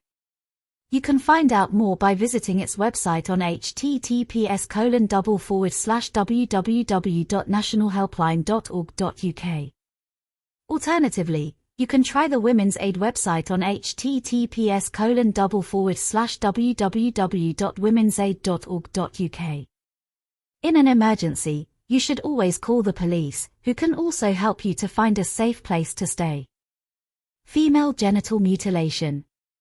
Female genital mutilation, FGM, also known as cutting or female circumcision, is illegal in the UK. Practicing FGM or taking a girl or woman abroad for FGM is a criminal offence. Forced marriage. A marriage should be entered into with the full and free consent of both people involved. Arranged marriages, where both parties agree to the marriage, are acceptable in the UK. Forced marriage is where one or both parties do not or cannot give their consent to enter into the partnership. Forcing another person to marry is a criminal offence. Forced marriage protection orders were introduced in 2008 for England, Wales, and Northern Ireland under the Forced Marriage, Civil Protection Act 2007.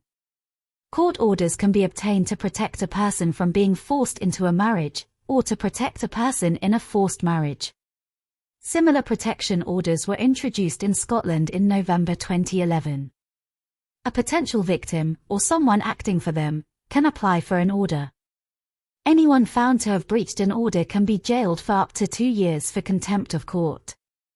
Check that you understand the fundamental principle of UK law.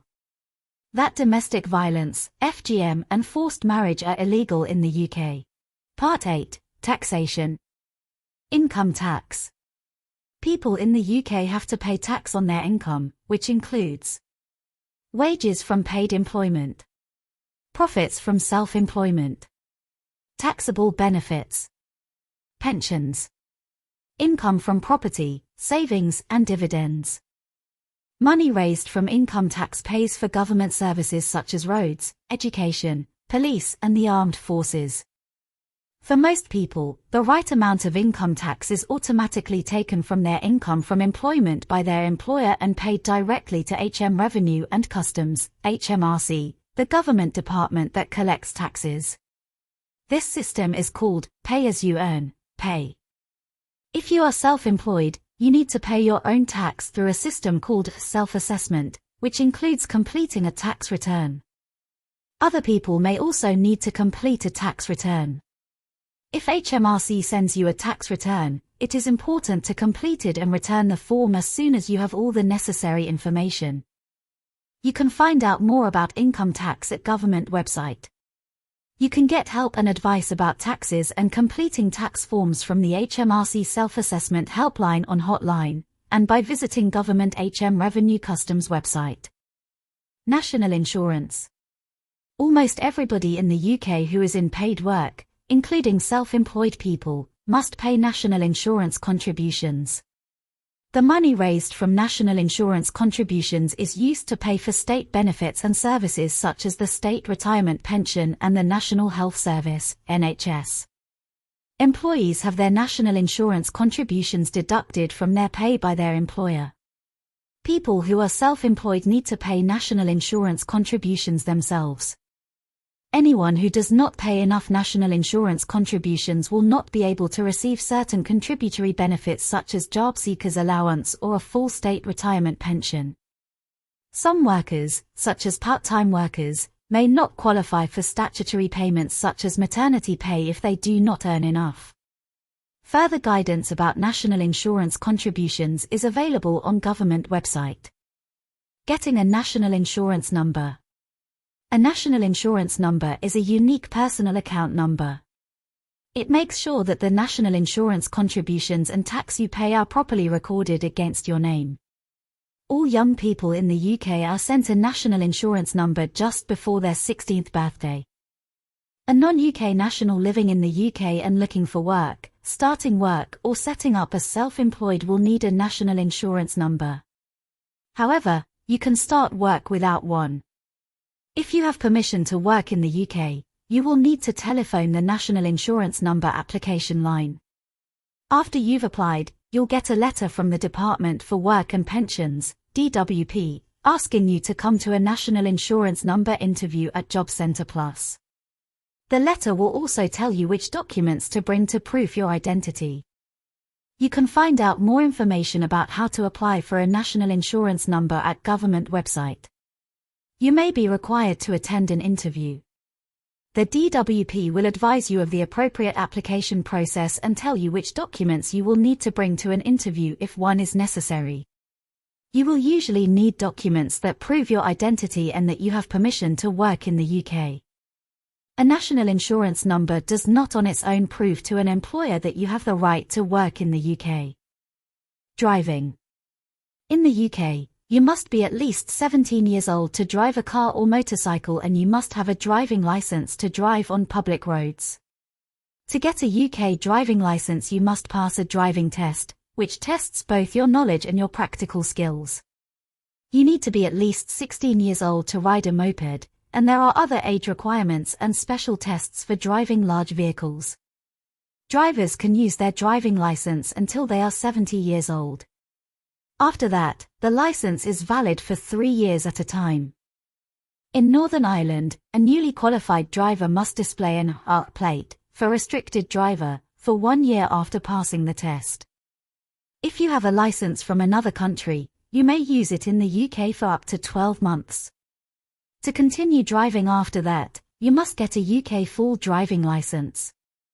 To check that you can drive in the UK with a non-GB license, visit www.gov.uk/driving-non-B-license. If you are resident in the UK, your car or motorcycle must be registered at the Driver and Vehicle Licensing Agency, DVLA. You must pay an annual vehicle tax, which cannot be passed on when a vehicle changes hands. If the vehicle is parked off the road and not being used, you must tell DVLA by making a statutory off-road notification, SORN. SORN cannot be transferred if the vehicle is sold or given to a new owner. You must also have valid motor insurance. It is a serious criminal offence to drive without insurance. If your vehicle is over 3 years old, you must take it to the Ministry of Transport, MOT, test every year. It is an offence not to have a MOT certificate if your vehicle is more than 3 years old. You can find out more about vehicle tax and MOT requirements from www.gov.uk. Check that you understand the system of income tax and national insurance. The requirements for driving a car. Part 9. Your role in the community. Your role in the community. Becoming a British citizen or settling in the UK brings responsibilities but also opportunities. Everyone has the opportunity to participate in their community. This section looks at some of the responsibilities of being a citizen and gives information about how you can help to make your community a better place to live and work. Values and responsibilities. Although Britain is one of the world's most diverse societies, there is a set of shared values and responsibilities that everyone can agree with. These values and responsibilities include: to obey and respect the law, to be aware of the rights of others and respect those rights, to treat others with fairness, to behave responsibly, to help and protect your family, to respect and preserve the environment, to treat everyone equally, regardless of sex, race, religion, age, disability, class or sexual orientation. To work to provide for yourself and your family. To help others. To vote in local and national government elections. Taking on these values and responsibilities will make it easier for you to become a full and active citizen.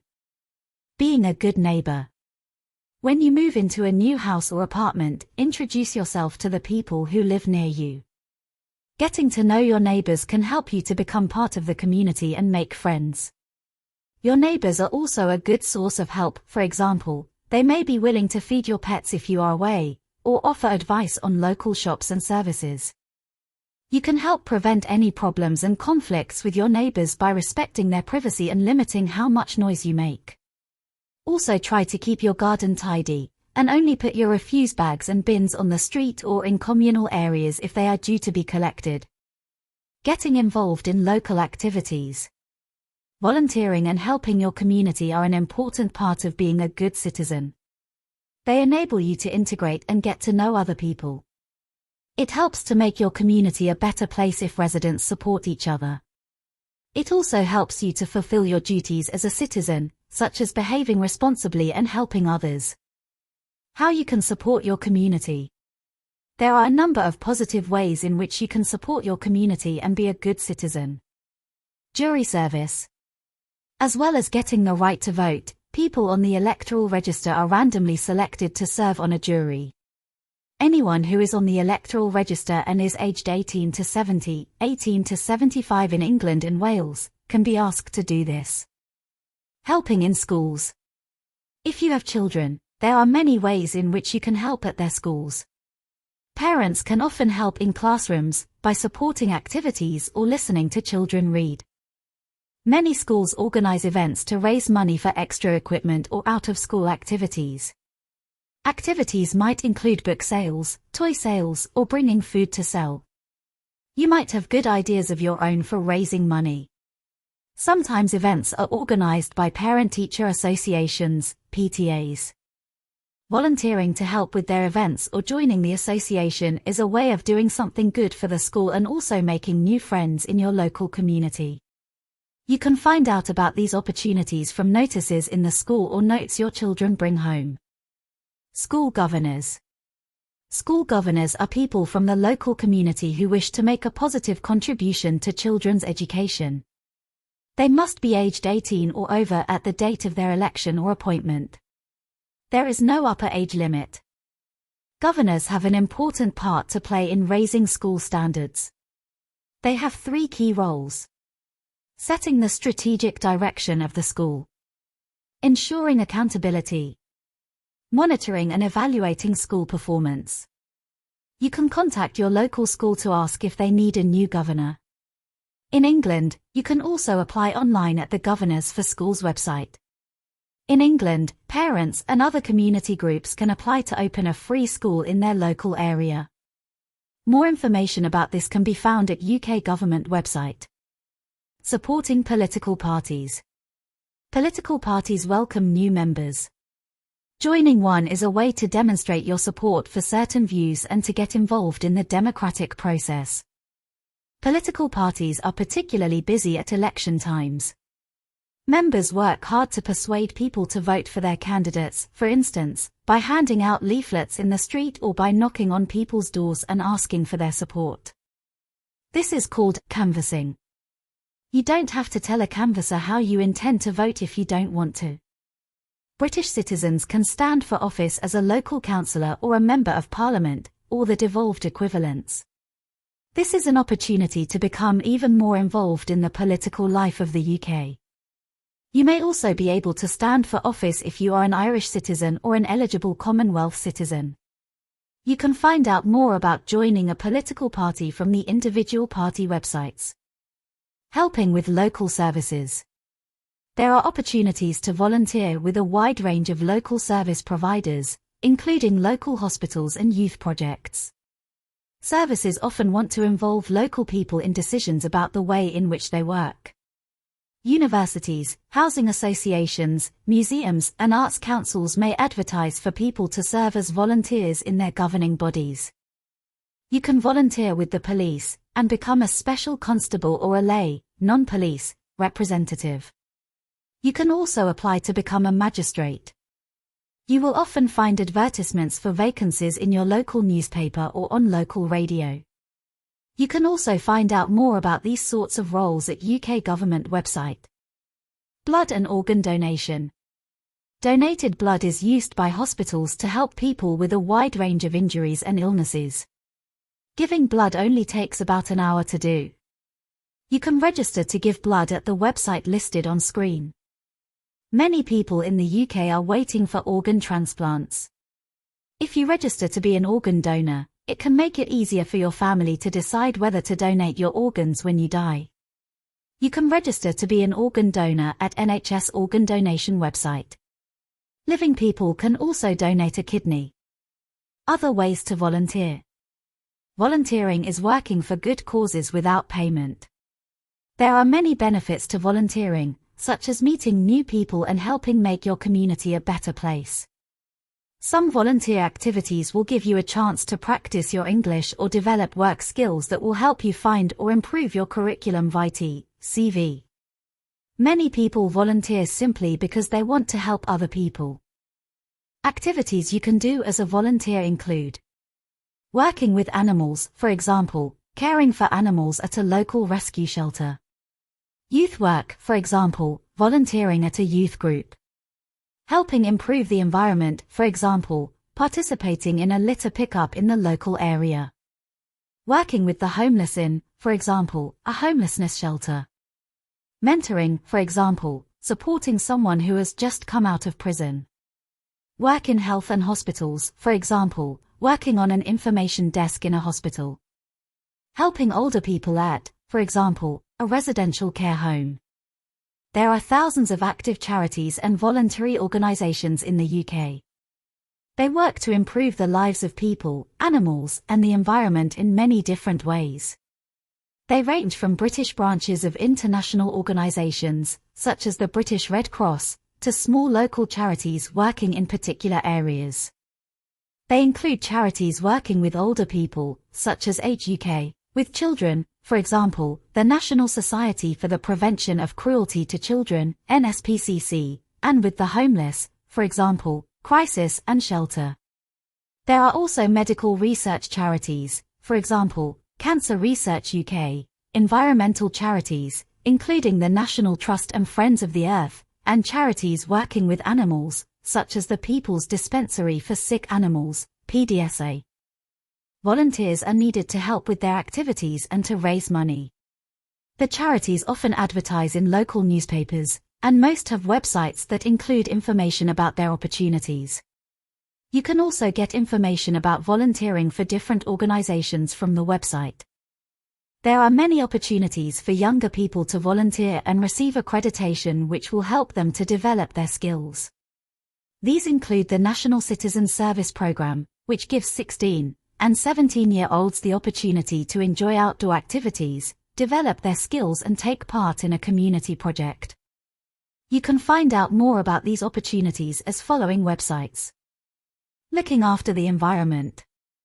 It is important to recycle as much of your waste as you can. Using recycled materials to make new products uses less energy and means that we do not need to extract more raw materials from the earth. It also means that less rubbish is created, so the amount being put into landfill is reduced. You can learn more about recycling and its benefits at Recycle Now websites.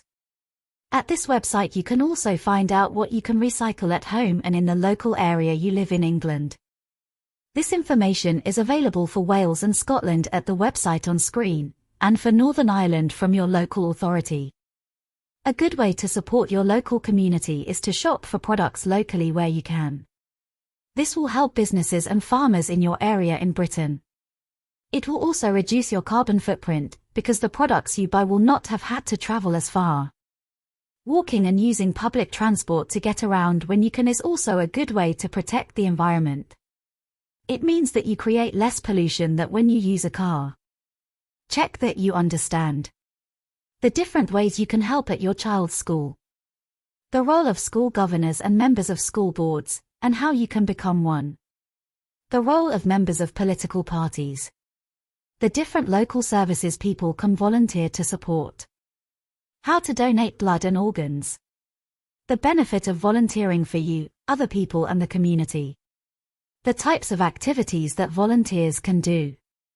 How you can look after the environment. And that's it, the full guide to chapters 1 through 5 of the Life in the UK test book. You've just taken a huge step toward passing your test and becoming a UK citizen.